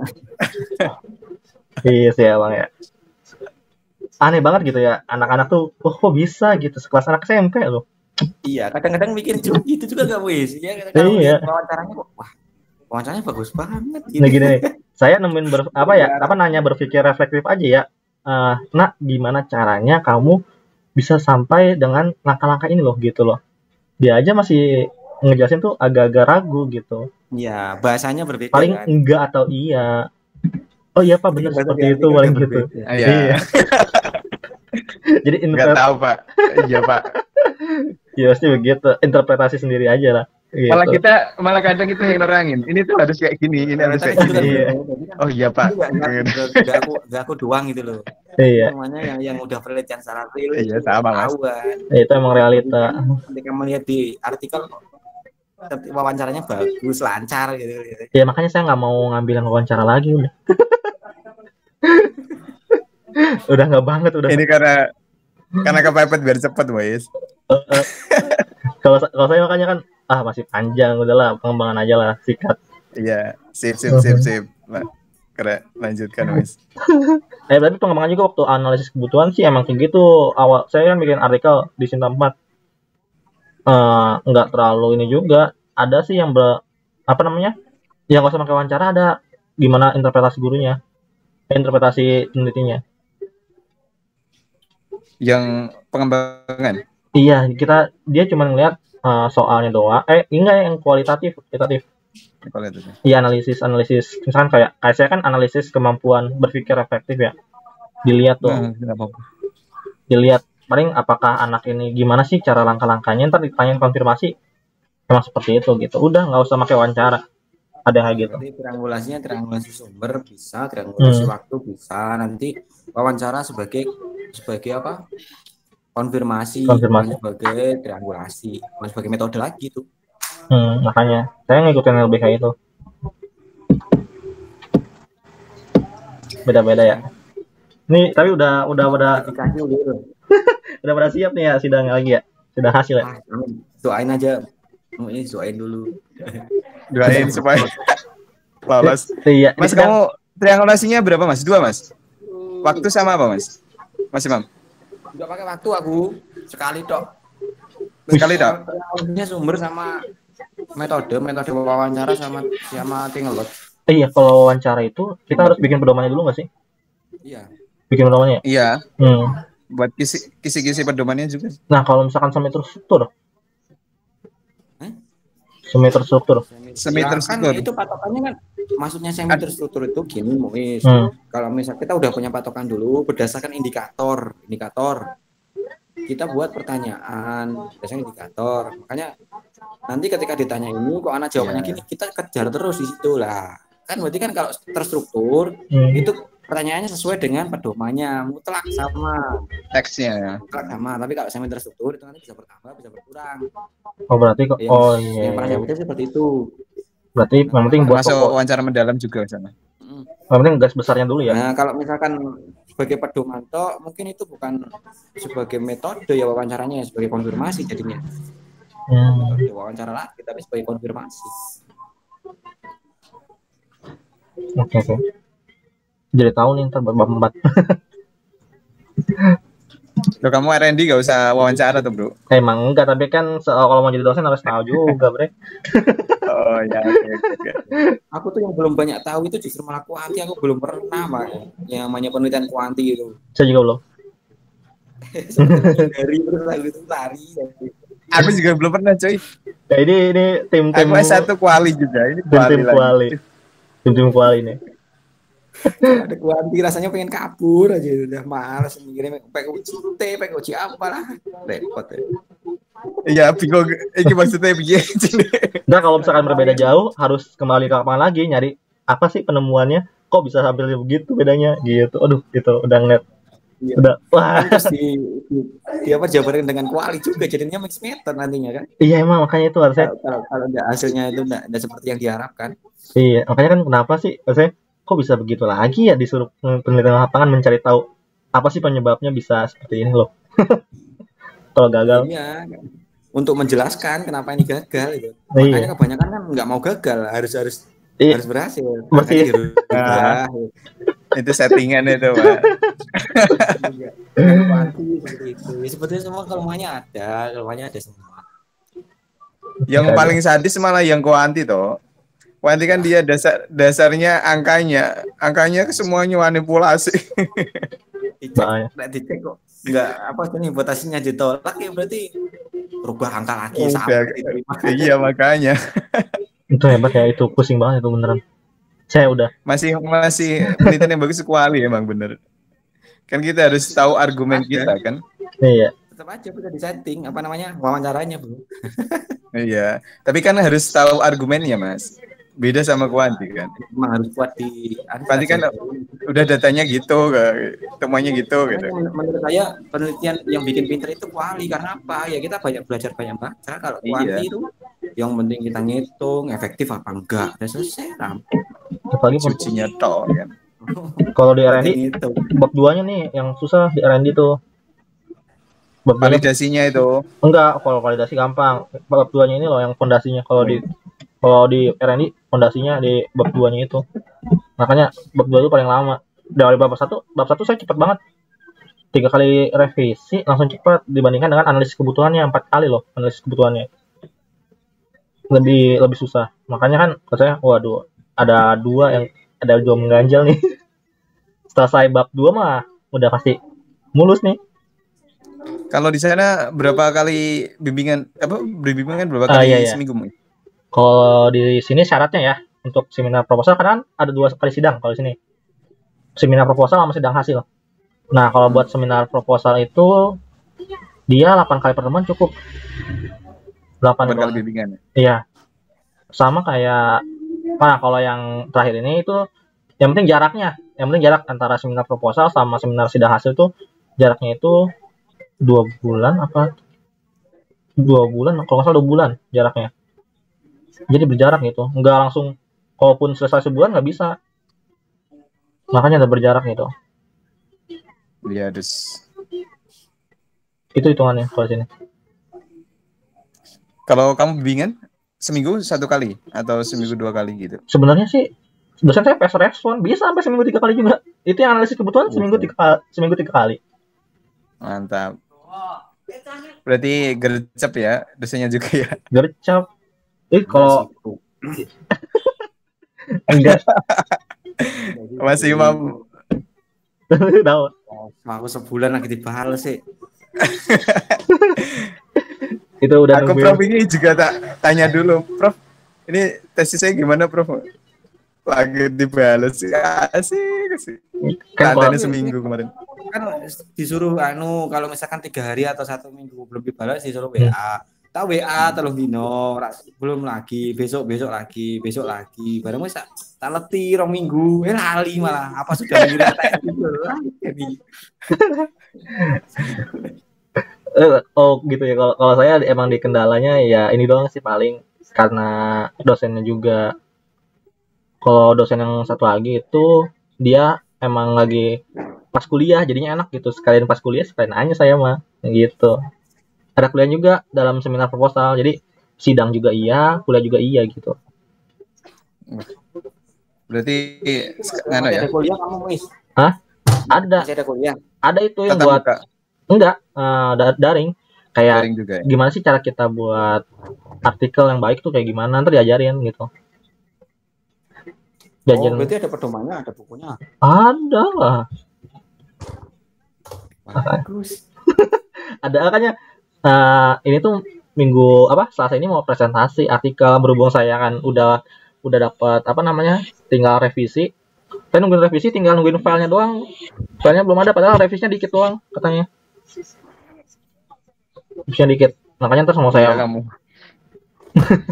Modasinya kalau udah kuat kan udah tinggal jalan itu, Mas.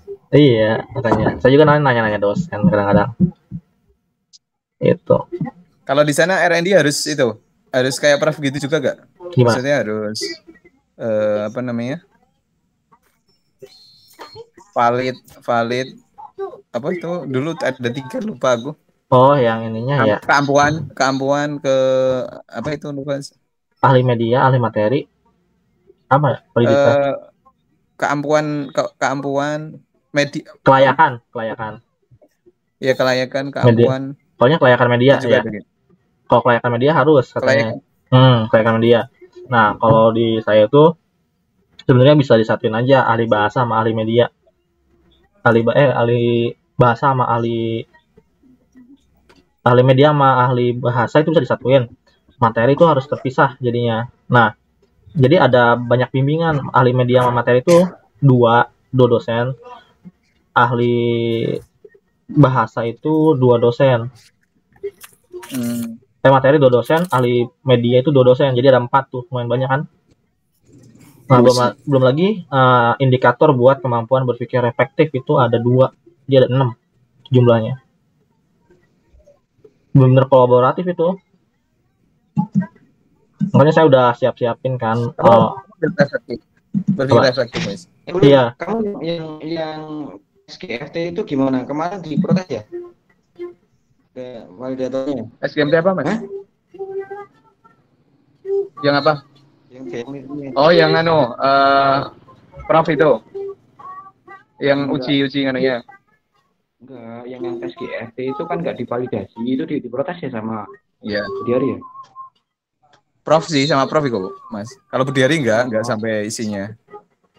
Tapi kemarin cuman anu ternyata, kemarin kita tanya Prof, ini kan udah teruji apa uji skinnya ini, uji kira kognitifnya. rehabilitas sama Kenapa masih dipertanyakan lagi, Bro?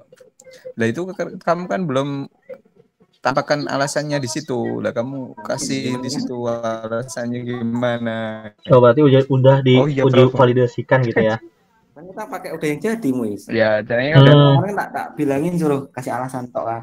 hmm. Jadi saya juga dibilang gitu sih Tapi kalau Prof kan ada tulisannya gitu, Mas. Kenapa? Itu nggak disesuaikan sama kebutuhan penelitian nggak gitu, makanya aku bingung di situ. Kebutuhan penelitian kan berarti kan harus diedit harus diinganu kan, validasi. Kalau nggak divalidasi alasannya kenapa gitu ya, kamu ketemukan itu di situ. Kalau nggak divalidasi berarti alasannya kenapa gitu. misalkan ya, Oh iya, Bro. Aku kalau yang misalkan ditanyakan cuma itu reliable nggak dengan tingkat SMA, karena itu kan kebanyakan tingkat SMP. Terus aku cari kemarin itu cari-cari ini loh, di tingkat universitas saja ada yang pakai ini masih masih masih reliable Reliable. dipakai itu kan.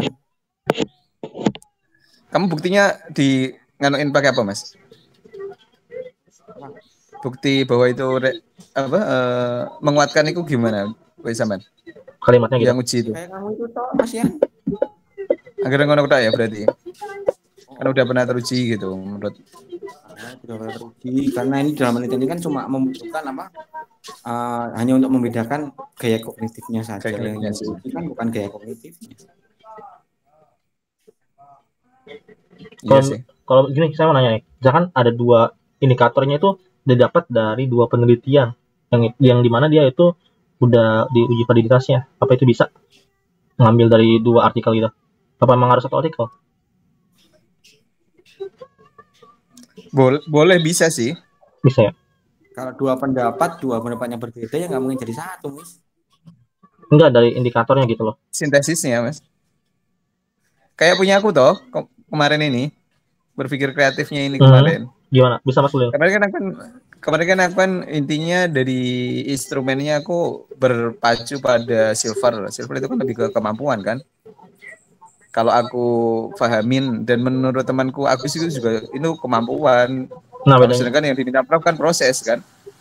Akhirnya aku tak pikir-pikir bener juga. Akhirnya aku indikatornya Wallace dan Prof juga ternyata nggak apa-apa. Tapi kamu harus kemukakan di situ di kajian teorinya.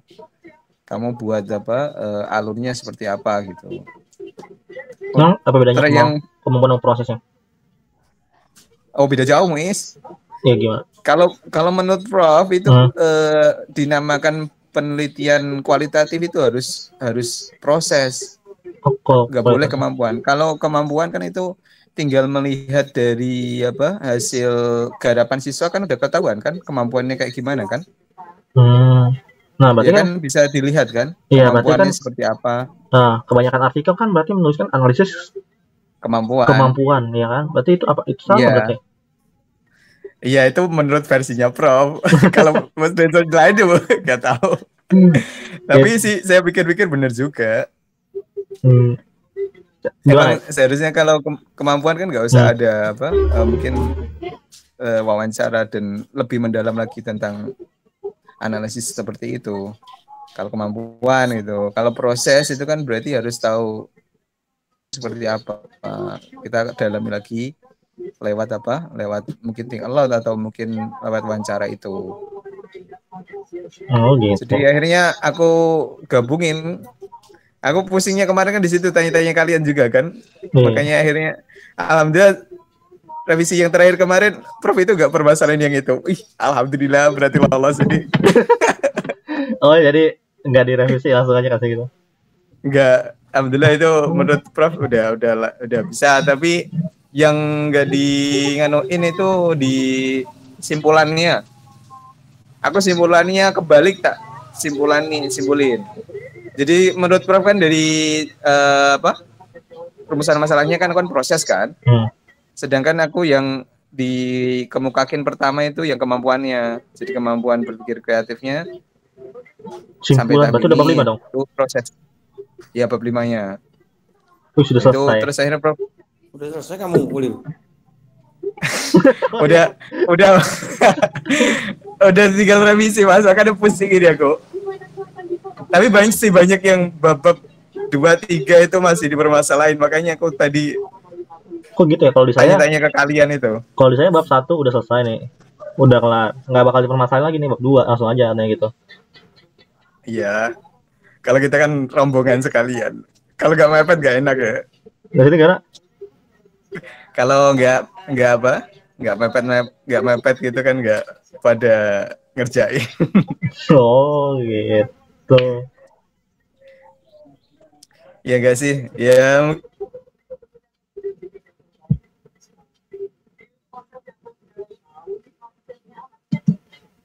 Ini pada kemana nih suaranya?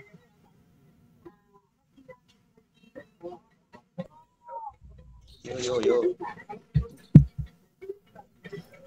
ya itu. Jadi perlu untuk dibantu Mas Imam itu kemarin juga. Mantap nih Mas Imam, kayaknya jago nih. Calon profesor lagi nih. Oh dia ada. Tesisku dewe malah hancur. Mas, orang ngono Mas. Apa? Bab 3-mu kok simpel banget ya? Turun rampung. Lah aku kan kok simpel banget ya Mas Imam, enak men kok lolos terus. Selesai itu Pak kan Budi. apa namanya? Cuma Pak Budi Usodo. baru apa? Baru edit dikit dari proposal. Aku bilang gitu kemarin Gitu. kan. Tak fokus ke yang bapak dulu, yang penting analisis Bapak itu lah. Makanya aku kemarin cari rujukan itu, wah, piye gitu. Aku dengan Prof bingung aku. Biasanya berapa jurnal ya? Kalau rujukan itu yang pas bab 4. Seketemunya aja, bagaimana? Yang apa, Mas? Bab 4. Kalau bab 4 kan dari hasil analisisnya tuh. Nggak ada penguatan dari artikel lain gitu. Oh, itu yang apa temuannya itu. Kalau aku tak kasih satu tok sih kemarin, satu jurnal. Oke. Saya tiket. Soalnya saya tuh artikel aja ya bab 2 aja harus ada 5 gitu, satu paragraf. Nah, apalagi nanti disintesisin, itu udah lumayan cukup banyak banget itu. Bayangin aja 5 ya. Tapi ini coba tak bongkar lagi aja, coba tak tambah-tambahin. Yang punya Akram malah parah lagi tuh. Akram simpel banget itu juga. Ya temuannya dari simpulannya juga terlalu simpel gitu. Kalau menurut aku sih. Iya, makanya kan kalau kita yang berjiwa-jiwa perfect ini mikir-mikir. Ya, tahu. Saya aja nih bab 2 nih. Saya udah simpel nih ya. Saya ajuin nih. Saya ragu-ragu tuh, makanya saya tunda. Pas saya ajuin lagi, kurang minimal 5 lah. Saya 4 aja udah bersyukur. Ternyata masih ada yang lebih perfect gitu. Iya, bagus Mas, di-perfectin aja. Aduh. Kita ngejar ini soalnya. Iya sih, yang masuk masih ngejar ya. Daripada bayar lagi kan pusing gitu. Setengah harga ya? Kemarin kita full coy. Dipotong berapa persen doang kemarin? Kok dipotong? Aku kemarin full Mas, sidane. Aku full. Pengajuan keringanan tuh. Ora iso aku ding winginane. Kan aku semester sebelumnya kan aku cuti kan. Emang jadi iso ngajukan keringanan. Kalau di saya, kalau emang udah lewat dari semesternya, bayar setengahnya. Iya, di UNES juga gitu. Saya nggak tahu sini. Mas Imam kan nggak cuti ya? Iya, itu kemarin aku dapat potongan berapa? 30% kayaknya. Ora enek deh. Kok 30% ya? Berarti 5.500.000 ya? Iya, kita gitu, 30% kayaknya nggak salah. Pokoknya saya ngeliat aturannya gitu. Lewat dari semester bayar setengahnya. Lumayan lah. Enak lah itu. Setengahnya 5 juta ya. Berapa semester? Oh jadi. Iya, gede sini. 10 salah gila. 10 makanya. Itu S3 coy. S3 di sini 10. S3 di sini 12,5. 12,5. Makanya kan lumayan gede banget ya kalau hitung 8 semester 7 semester gede banget, mendingan di Solo juga S3-nya murah. Hitungannya gede. Saya baru tahu nggak usah dibayar ininya setengahnya. Nggak ada, belum ada S3 sini Solo. Di UNJ, Miss. Di UNJ. UNJ nggak ada. Segitu kata temanku. Apanya? UNJ masih belum. Jogja ada coy. UNJ. UNJ. Iya. Iya. Tapi kebanyakan dosen saya yang di S1 itu dulu temanku yang pada UNS, dosen saya. Yang Agus itu? UNS. Kenapa? UNY. Temanku Agus semester 3 udah kan dulu. Udah mau sidang SEMHA sih coy. Masih bisa ya? Ya, spesial. Proposal duluan kali. Semkem sama Semhas ini langsung dia. Dia udah dari anaknya dosen sih, jadi gampang dia. Iya, ilah. Dikira orang biasa. Luar biasa dia. Ini orang luar biasa. Pantesan dikira. Asistennya Bu Lela loh. Bu Lela semuanya kan dia sama dia tuh. Sampai dia kalau publish jurnal aja itu yang biayain full papernya itu sama dosen sih. Dia cuma buat aja. Nah, enak tuh banget. Boleh tuh. Siapa dosennya? Tapi author 2 yang buat dia, tapi author 2 dia. Ya, lah itu mah. Iya makanya. Itu pangkat itu mah. Apa yang penting dapat ID Scopus. Iya toh. Enggak bayar sama sekali. Enak bener dia. Itu bukannya lagi jadi perdebatan itu loh. Kalau mau jadi profesor atau apapun kan seharusnya yang jadi penulis pertama.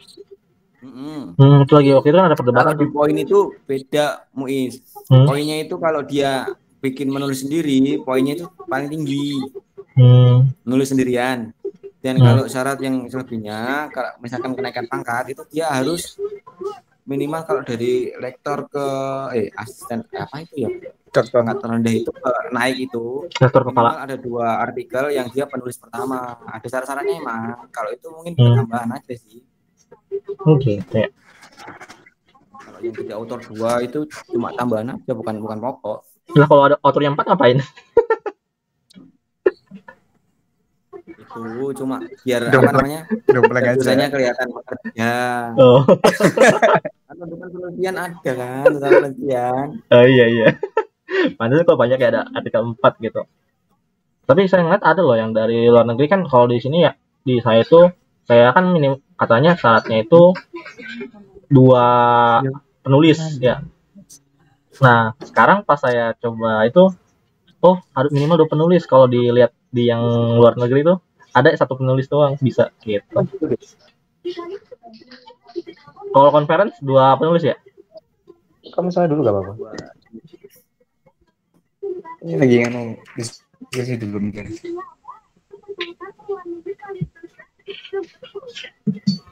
Oke. Iya mau tanya. Apa? Bentar. Iya. Apa tadi aku mau tanya apa ya? Malah lupa tadi. Masa author juga sih.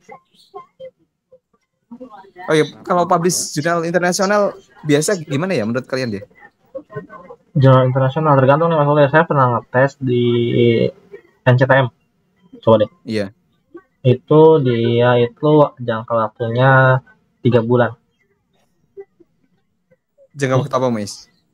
Antara kita submit sama publish. Gitu. Kalau temanku katanya sebulan langsung jadi katanya. Gimana? Tadi urus dia. Si Agus katanya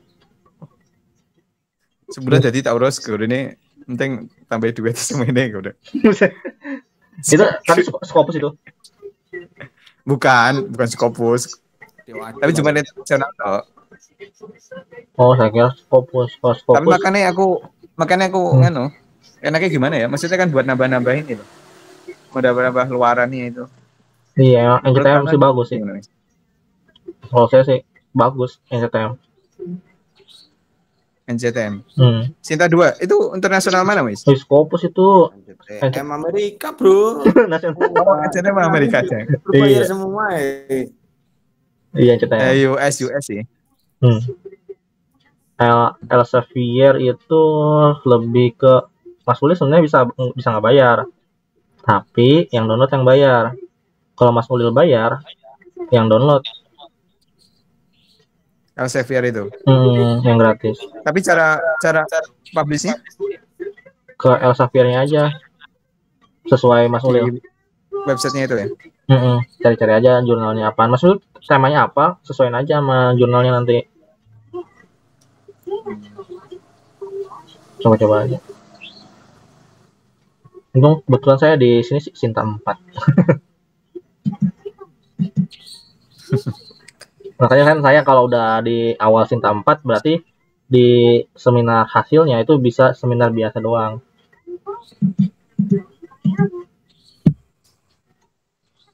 Mungkin udah ya? Enggak harus seminar berarti. Hah? Enggak harus seminar berarti. Oh iya. Maksudnya? Enggak harus seminar internasional atau syaratnya gitu. Atau ikut seminar lah. Atau bacanya atau. Oh, atau. Enak banget. Iya, makanya kan minimal Sinta 4 ya. Udah Sinta 4 deh saya iniin deh. Kan teman-teman kebanyakan mau diseminarin ya. Seminar kan masih istilahnya proceeding, bisa jadi kalau emang bagus baru disintain. Tapi kan kalau dari awal udah ke jurnal yang bernilai Sinta itu bisa dikeluarin, bisa masuk gitu. Udah ya kita tinggal nungguin doang editornya gitu. Kalau saya sih gitu, mendingan langsung aja dibandingkan proceeding. Iya sih. Kalau menurut Prof juga, kalau menurut Sinta sama Sinta 4 sama jurnal internasional gimana ya, Bro? Ya seharusnya jurnal internasional aja gitu kan. Iya emang. Daripada Sinta. Bayarnya itu. Iya. Iya, di sini kan nggak terlalu sih. Oke. Katanya cuman sekitar 50 US sih. 50 US berapa ya? Kali 14.000. Berapa? Hah? Kan aja 15-14 ya. Kira-kira 800-an ya? 800 ya? Iya segitu. 700-800 ya? Lebih juga ya? Lebih murah daripada Sinta 1, daripada Sinta 2 berarti ya? Iya, Sinta 2 1 juta. Iya makanya. Iya, Sinta 2 1 juta. Lah iya makanya aku bingung. Udah dengan ini. Tapi kalau jurnal internasional. Kalau Sinta 2 Sinta kan nasional kan? Tapi khawatirku kalau internasional enggak terakreditasi kan sama aja gitu menurut. Oh iya. Tapi kan yang saya kasih bagusan tuh, Mas Ulil. Iya itu bagus sih. Iya kan ada deretannya tuh dari Sinta 1 sampai Sinta 6 maksud. Tinggal diklik-klik aja tuh, coba-cobain tuh gitu. Tapi udah di ini yang Pythagoras udah dikasih tahu ke ininya. Belum dibales sih. Di WA enggak? Belum sempat di WA, ada email wis. Nomornya kemarin belum kesel. WA. Aku ngedit itu revisian ini, ngebut. Oh ya udah, mungkin daripada banyak ngeganggu malam ini ya. Saya nih aduh. Enggak santai. Oke, mungkin untuk pertemuan ini kan kita udah dapat ada hasilnya, seenggaknya strukturnya itu ya. Mungkin nanti akan saya share lagi kalau udah dapat ininya ya, untuk memperbaiki metodenya ya mungkin. Cukup sekian. Metodenya bro, ya. Metodenya yang harus sesuai dengan struktur. Yang sesuai dengan artikel yang saya mau juga itu sebenarnya. Soalnya itu udah bagus sih, Sinta kita kok Scopus 2. Jadi tinggal enak kita ngikutin patternnya doang. Tergantung kita analisisnya kayak gimana, Mis? Kan metodenya seperti itu. Iya, enggak, masalahnya kita mau strukturnya dulu, kalau hasilnya mah gampang gitu. Yang penting strukturnya dulu, susunannya. Oke. Terima kasih untuk diskusinya hari ini. Mohon maaf bila ada kesalahan dan ucapan. Terima kasih. Assalamualaikum warahmatullahi wabarakatuh. Waalaikumsalam warahmatullahi wabarakatuh.